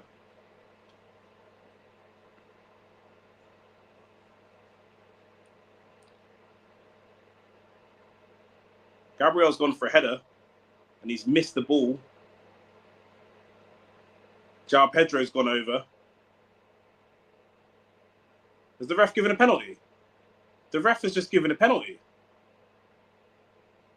Again, same situation that we had at Brighton when we played Brighton at Arsenal. You know, we gave away a stupid red card, and it's the same situation here. Let's see this again. Saliba misses the tackle. João Pedro, that's the minimalist contact. He's flicked his head onto Saliba's shoulder. Oh no, he's flicked his head into Saliba's head. Let's see what VAR says. I'm not sure about that. I think that's a 50-50, but I'm not sure. But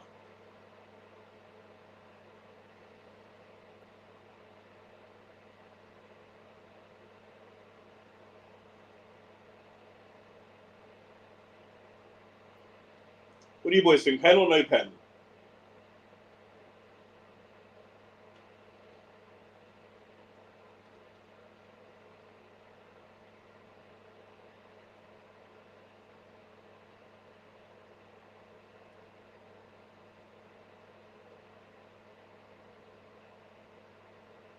VAR was given the pen.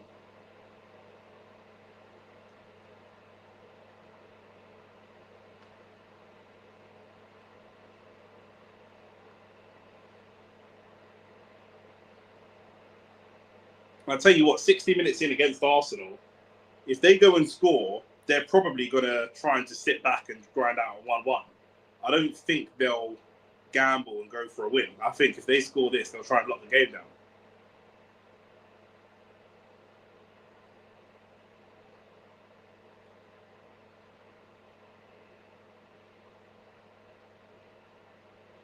João Pedro pen against Raya, you'd expect him to score.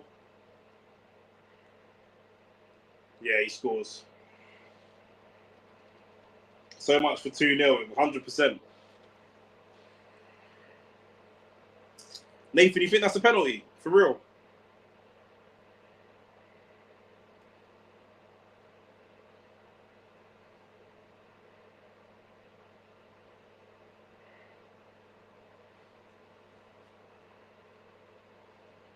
It's a soft pen to give away, boys. Soft one.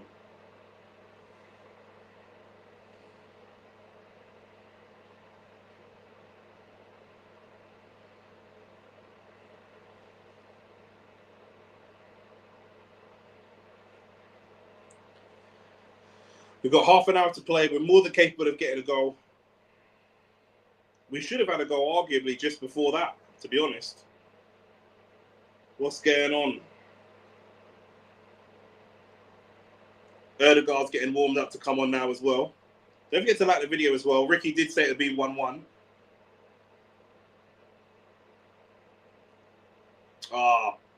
Karu Mitoma's coming on. Mitoma is coming on right now. And he's going to be on Partey's side. This is a worry for Arsenal. For Mitoma to come on for a Dingra.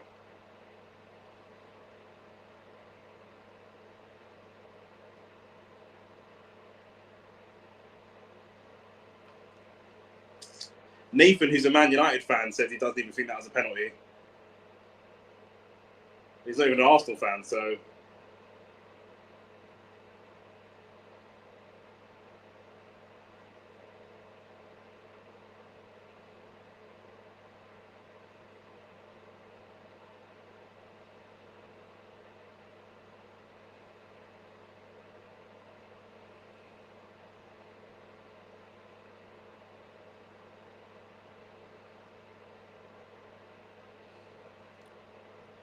Arsenal nearly in again.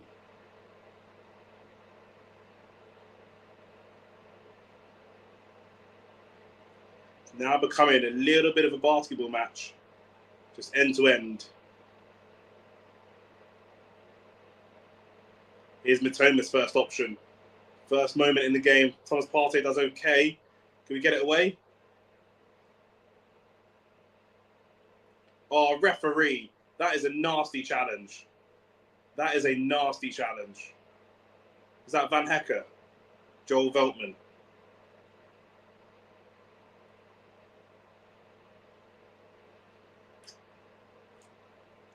It's a nasty challenge from Veltman.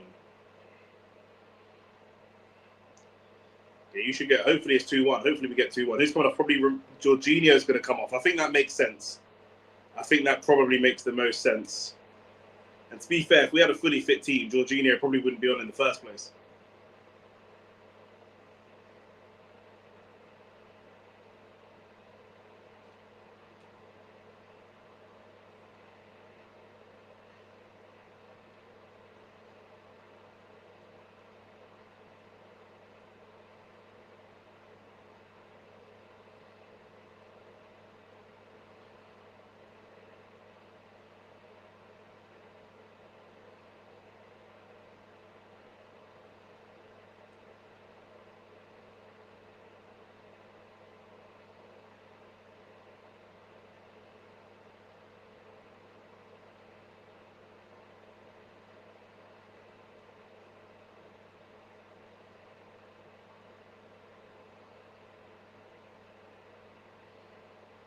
I can't believe that pen was given. That is awful.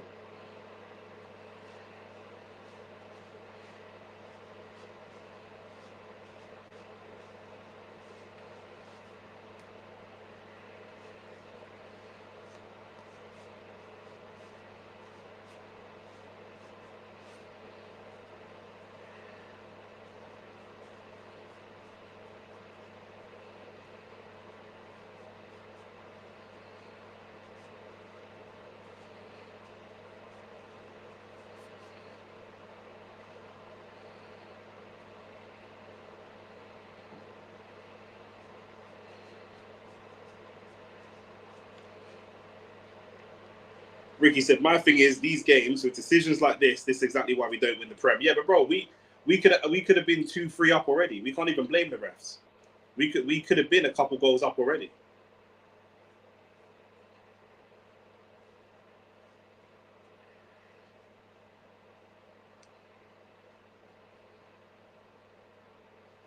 Like Rice hit that free kick in.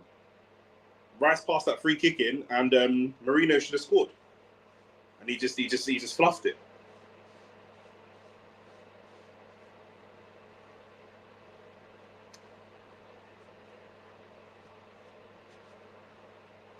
So man can't even blame the refs. Obviously the refs are shit, but that's just what it is. Everybody's got shit refs.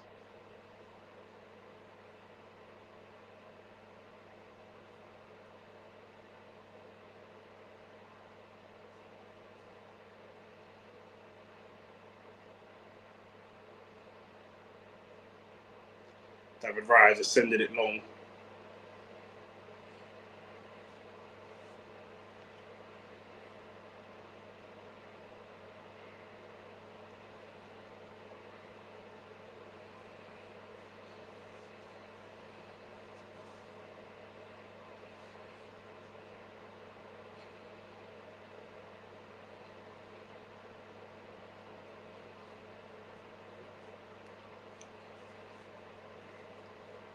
Brighton just picking up foul after foul and gaining some territory.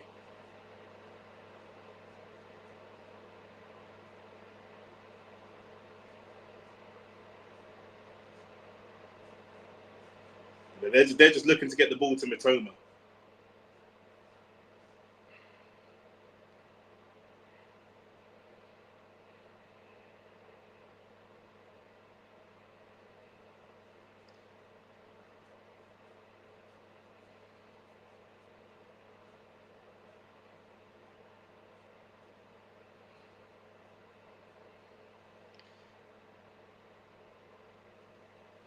Nathan said, "Are you worried now?" Not worried. Obviously, we could lose from here, but I wouldn't say worried. We've played well. We've been the better team. Mitoma against Partey is a worry.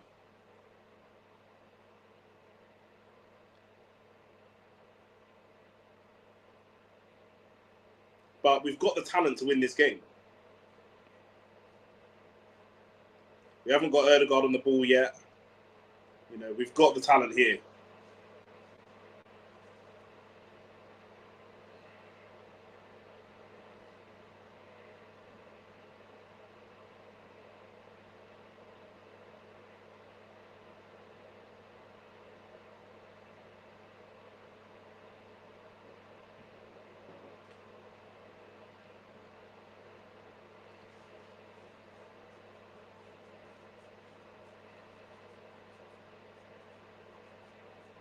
Martinelli's just been clattered by 2 players.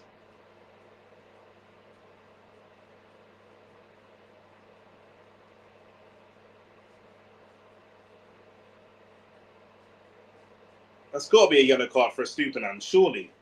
Just smashed straight into the back of Martinelli.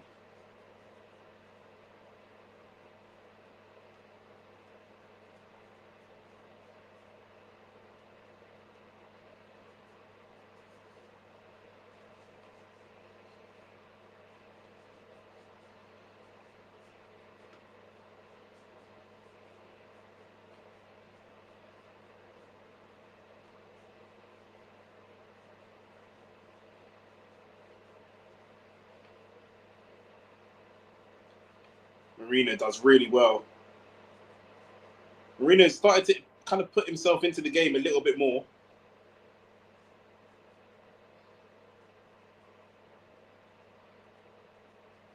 Good tackle from Partey.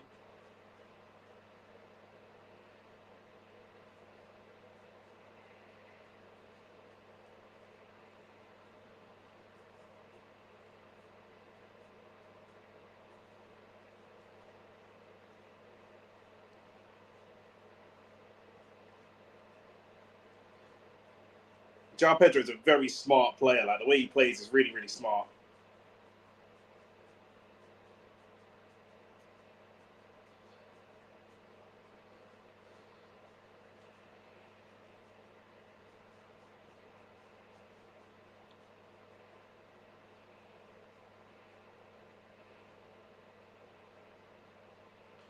To be fair, we need to get Ødegaard on the ball because, like, they've had 2 shots, 2 on target so far this half. We've had 1 shot, none on target. We've not tested the goalkeeper.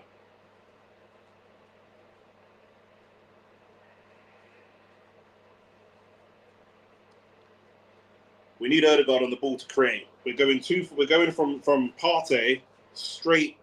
We're trying to skip the midfield and go straight to the top. And it's not working, in my opinion.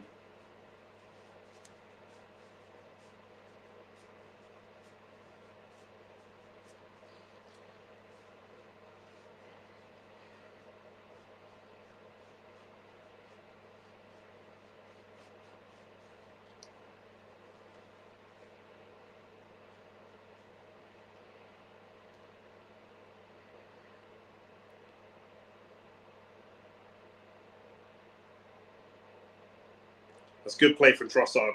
Good play from Trossard. We get a ball in the box. Can we get a ball in the box? We're trying to get to the byline. Let's get a ball in the box. Corner. I feel like we could have got a ball in the box a little bit quicker. Maybe I'm being unfair.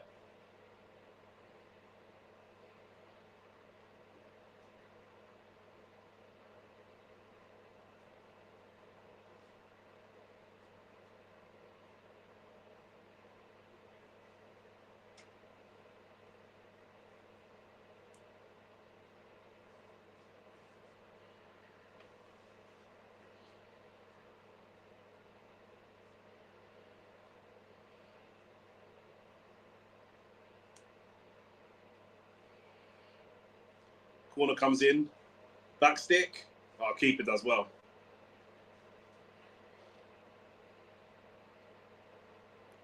Big up Arsenal, always on the edge. That's true, bro. Tomorrow, Man United won't even be on the edge. Do you know what I mean? They'll just get slapped. And that will be that. Rice with a poor foul on Matoma. And Brighton are growing in confidence now. That's my problem. Arsenal starting to look a little bit rattled.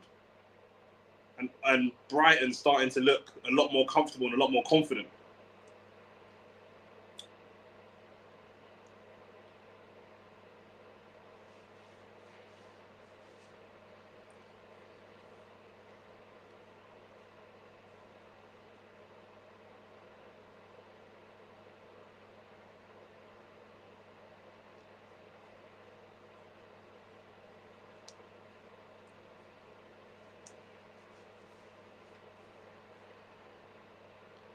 Fury does well. Good interception. He's got to release the ball. Release the ball.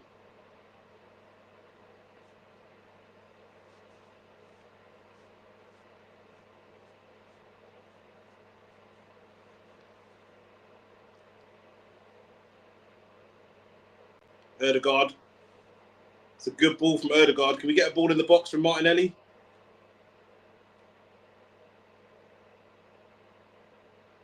It's a good play from Martinelli. Ball in the box from Ødegaard.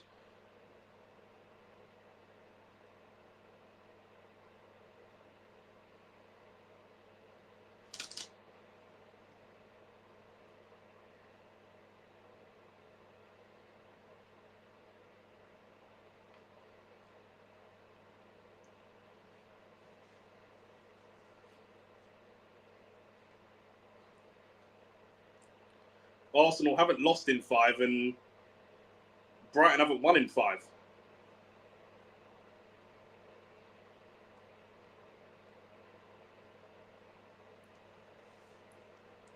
"15 minutes left." We've done well. We've played well in the first half. The second half, we've just not really come out of the blocks.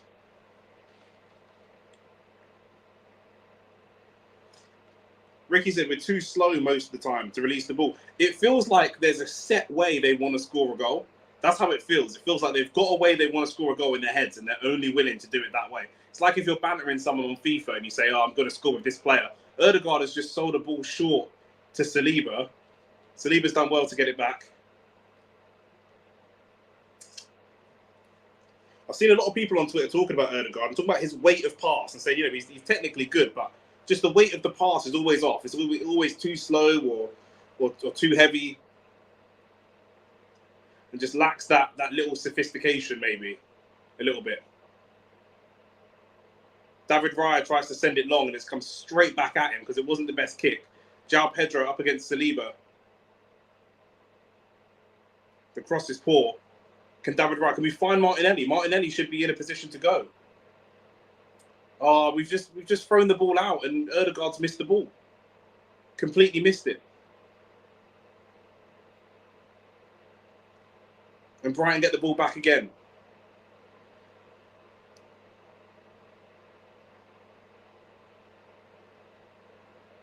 Oh, he's played it across the 6-yard box, and Matoma couldn't get onto it.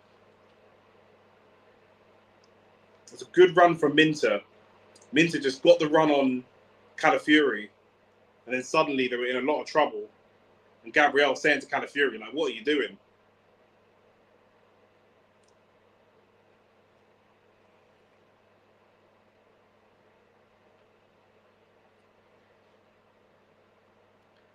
Brighton manager's not happy.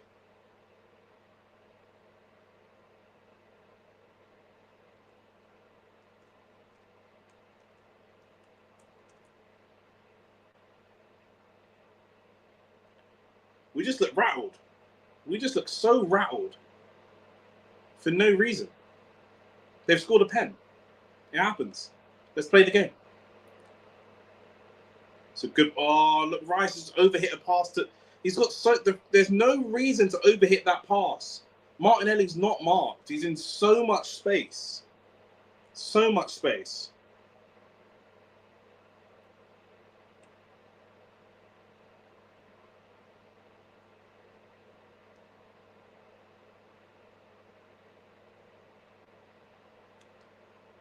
Trossard, Jesus hit with a big tackle. Calafiori gets the ball forwards. Find Trossard. Come on, let's find our goal scorers. Who are our goal scorers? Jesus. Tackle, too easy. We're constantly trying to do the step over and the flick. Let's just get a shot. Madam, can we get a shot away, please? Ødegaard. Rice wants a shot. It takes too long. And a defender comes in. It's too slow. Then you go and look at that first goal from Nwaneri. The ball's played in, he just runs direct and shoots. Done. Doesn't overcomplicate the game whatsoever. That alone is what makes him a standout player. Not that he's not technically good, because he is, but it's just not overcomplicating the game, which a lot of our first team players seem to do constantly.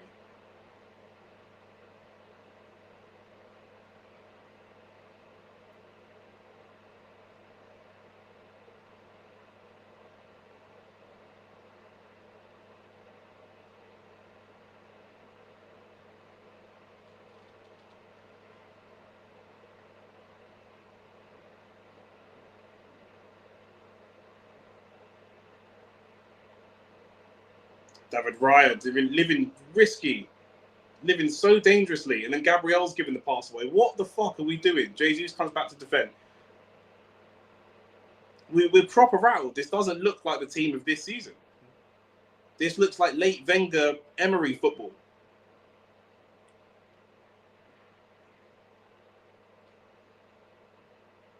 I know we've got injuries and people out and stuff like that, but even so, this second half has been really poor.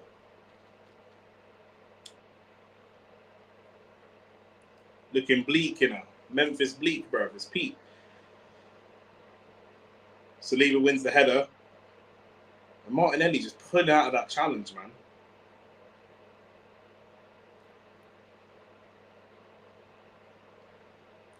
They haven't been able to get a solid spell of possession this half. Minter up against Calafiori. We'll take that goal kick. We have a lot of injuries, but we've got enough to win this game. But once again, Nwaneri's probably been our best and most direct attacker, which just isn't on. That just shouldn't happen.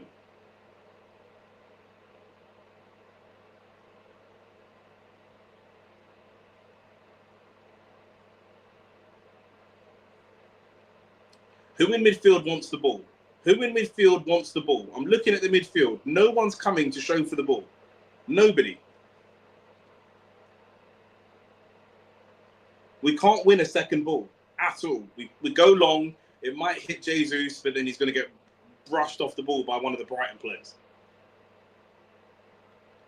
Better. Trossard gets down the wing.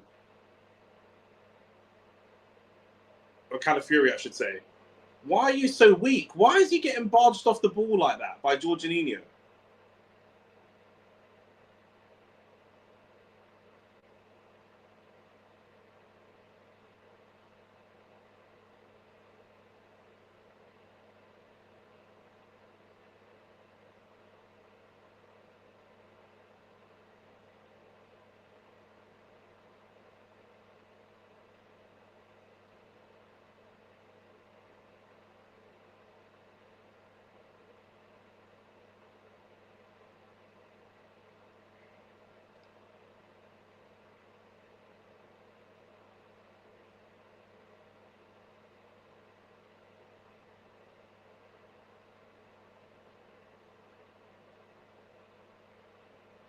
Why are you saying 2-1 Brighton? Have I missed that?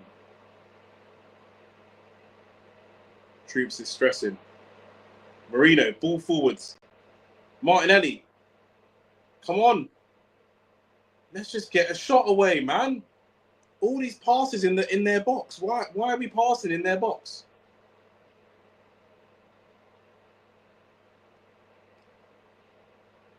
Once we get into their box, just have a shot.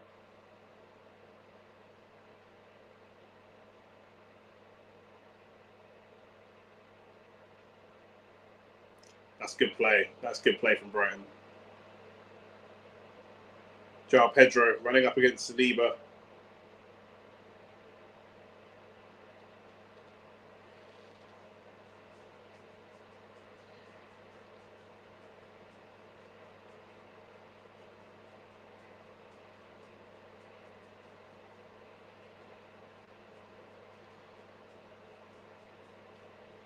Don't get me wrong.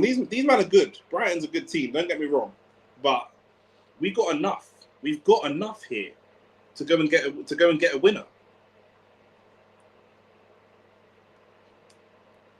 And the thing is, the teams like Brighton, they're not really fighting for anything. If we go get a winner, we'll just destroy their spirit, like.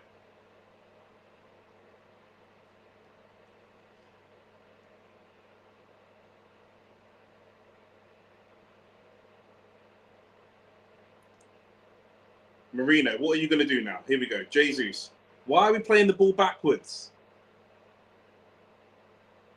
There's no one on this pitch in the Arsenal shirt that can receive the ball in the half turn and get us going.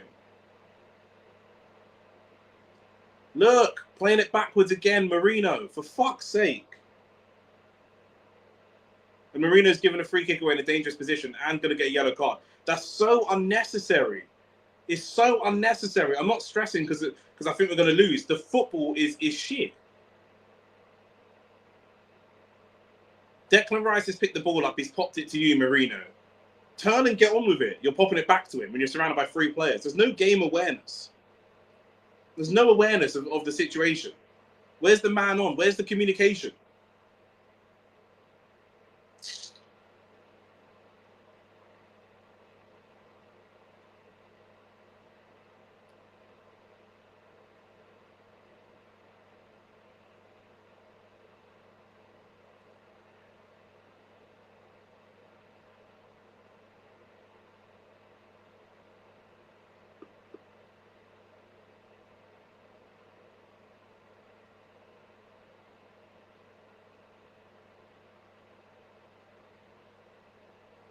%, stupid mistakes. Brighton have a free kick on the edge of the box. Not on the edge of the box, but a dangerous place to have a free kick still. Oh, it was close. This is the problem with Arsenal. People still feel like they can just rattle you.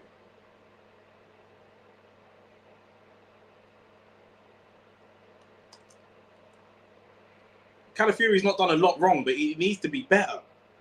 He needs to be better.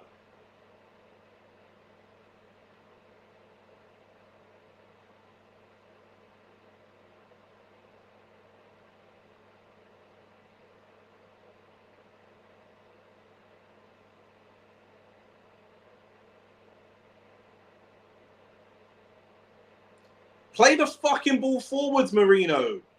Forwards, man. That's twice. He's done the same thing again. The same fucking thing that he just did last time.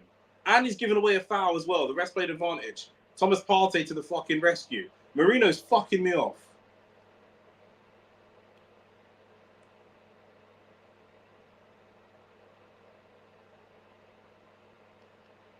He's getting the ball in the midfield and he's not looking to play the ball forwards. He's just passing it back. There's no one. Just turn around on the ball, man.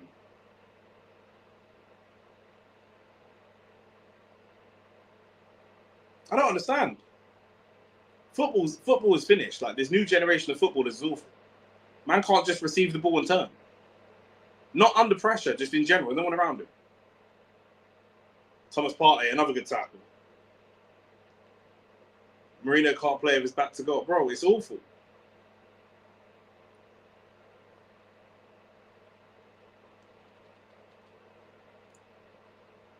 Don't make any sense. The way we're scoring is this way. You're playing football that way. Brother. Martinelli, can you do something?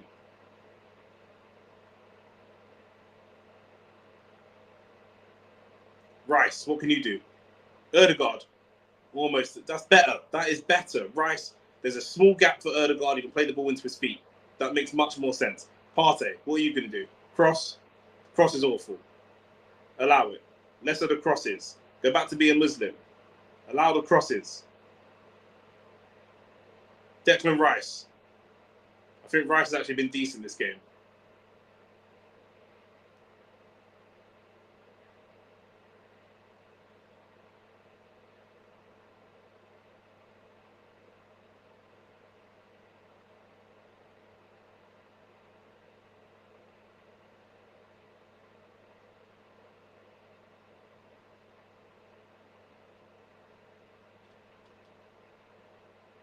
Nah, man's not taking a draw, bruv. I'm not taking a draw. These men have scored 1 goal against us and it was a penalty. There's no reason for us to be scared or nervous of these men. We need to go and be assertive. We need to go and be assertive and put it on them. I'm not taking the draw.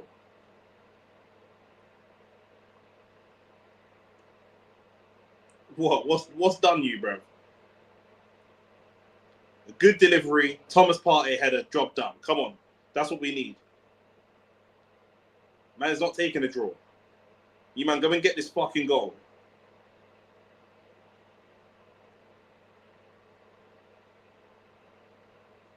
Good cross. Thomas Partey, he got there first as well. But the header was poor.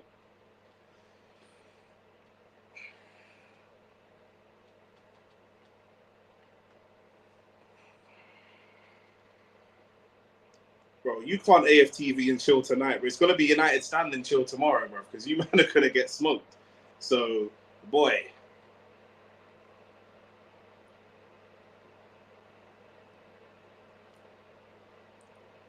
We needed a second goal before the halftime whistle. We've won the first ball. We've won. Okay, good. We've just won the second ball.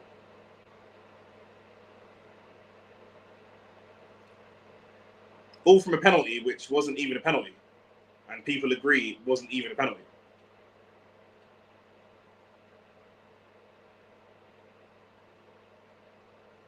The ref is killing us. Yellow card for Calafiori now.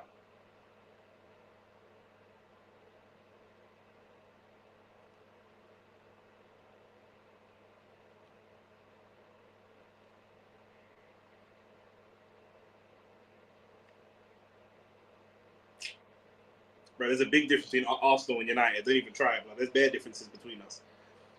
You man, stay there.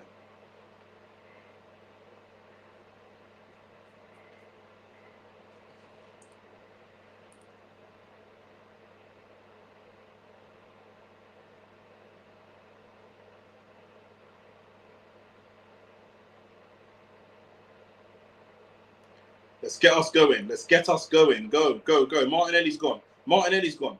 Martinelli's gone. Send him, send him, send him, send him. Martinelli, run. Run, run. Oh, my days. Oh, my. That's exactly the same foul that just happened to João Pedro. Where João Pedro ran into the shoulder of Calafiori. But João Pedro got the foul. The ref has completely fucked us. The ref has completely fucked us. Starting with the penalty and then all these free kicks. The ref's fucked us. Go and look at the foul on João Pedro. Go and look at the foul on João Pedro and then go and look at the foul that just happened to Martinelli. It's the same thing.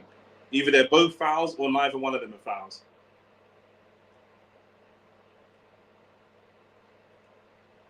We've got 6 minutes to score, all from that stupid pen that wasn't even a pen.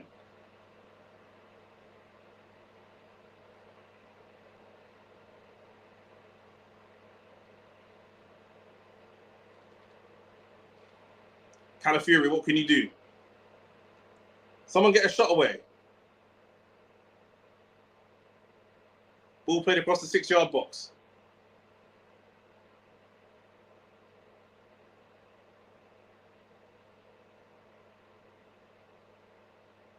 Trossard, we don't need L1 triangle dinked passes. Brother, come on, man. Be sensible, please.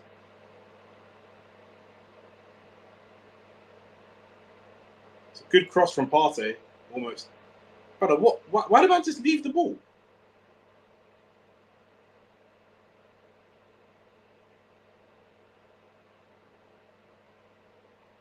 Rance is saying that should have been a red and the penalty was from. Rance is a fucking idiot.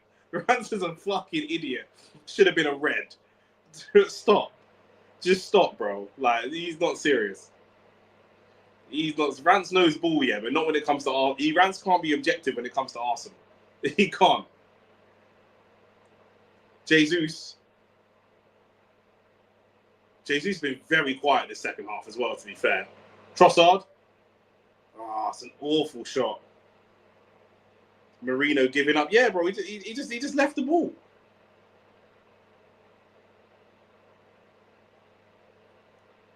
Sometimes I look at some of these men and think the reason you man have never won a title, yeah, is like, it's not even your technical ability, it's just like your mentality. The mental side isn't there.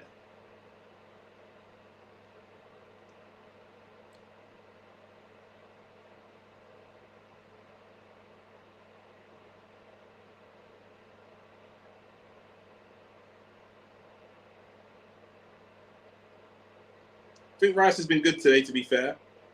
Played a couple of different roles. Good tackle. No foul, ref. Partey, can you find Martinelli? Why is... Oh, my God. What is that? What is that?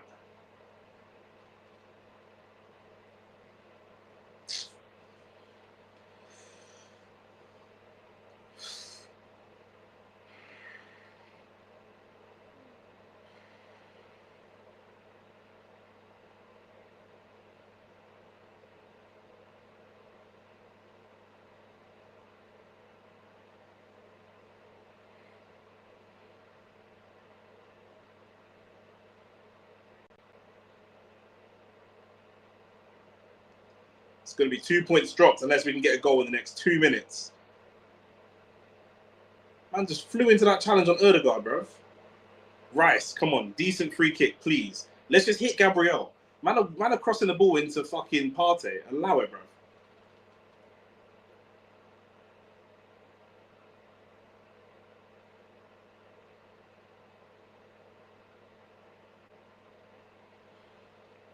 This is not serious.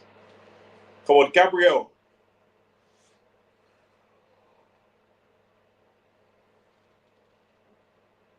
Just hit Gabriel with this one, man. Hit Gabriel with this.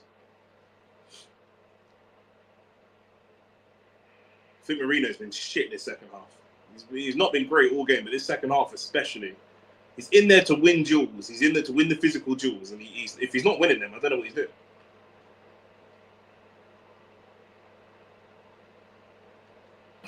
Cross comes in. Is that Calafiori's got under it? Yeah.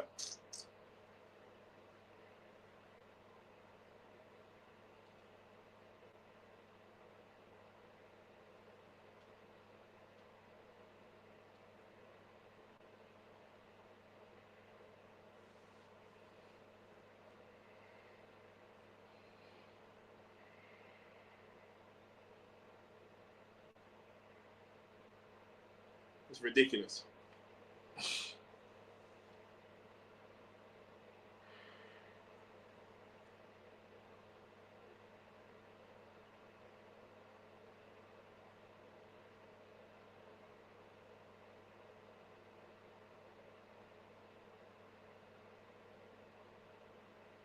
the amount of challenges I'm seeing Marino miss is just unacceptable.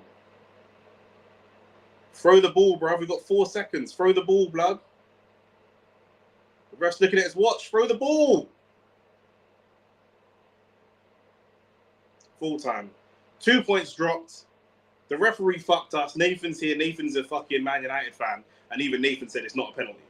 Do you know what I'm saying? There's going to be man on Twitter, like Rants and that, saying it should have been a red and all this kind of fuckery. But, bro, man, no, that was never a penalty.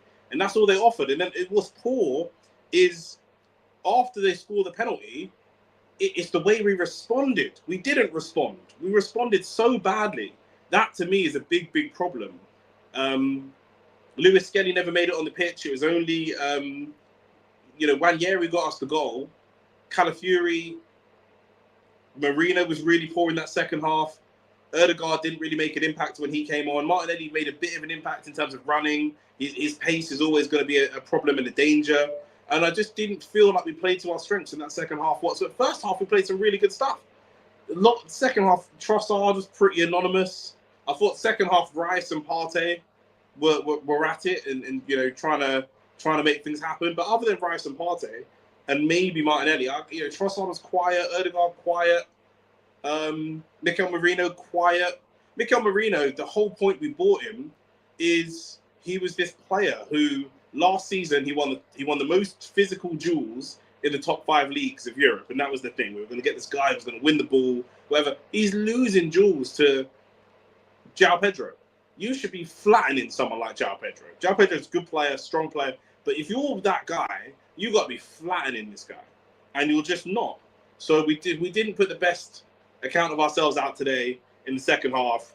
The ref did screw us with the penalty, and that's it, bro. That's all I got time for. I'm locking off this stream, blood. Do you know what I'm saying? I was ready to watch Man United get smoked tomorrow, and it is what it is. We're 5 points behind Liverpool, and if Nottingham Forest win their game in hand, we'll be level on points. So we're in second, but we could easily be third. It's very, very tight, and Liverpool, all of this foolishness is just allowing Liverpool to run away with it. Brighton didn't even play well, to be honest with you. We fucked that up for ourselves, and that's what's so frustrating. But yeah, man, like the video, subscribe to the channel. Man's out of here, blood. Do you know what I'm saying? Man's going to get some dinner. I'm gone, blood, in a bit.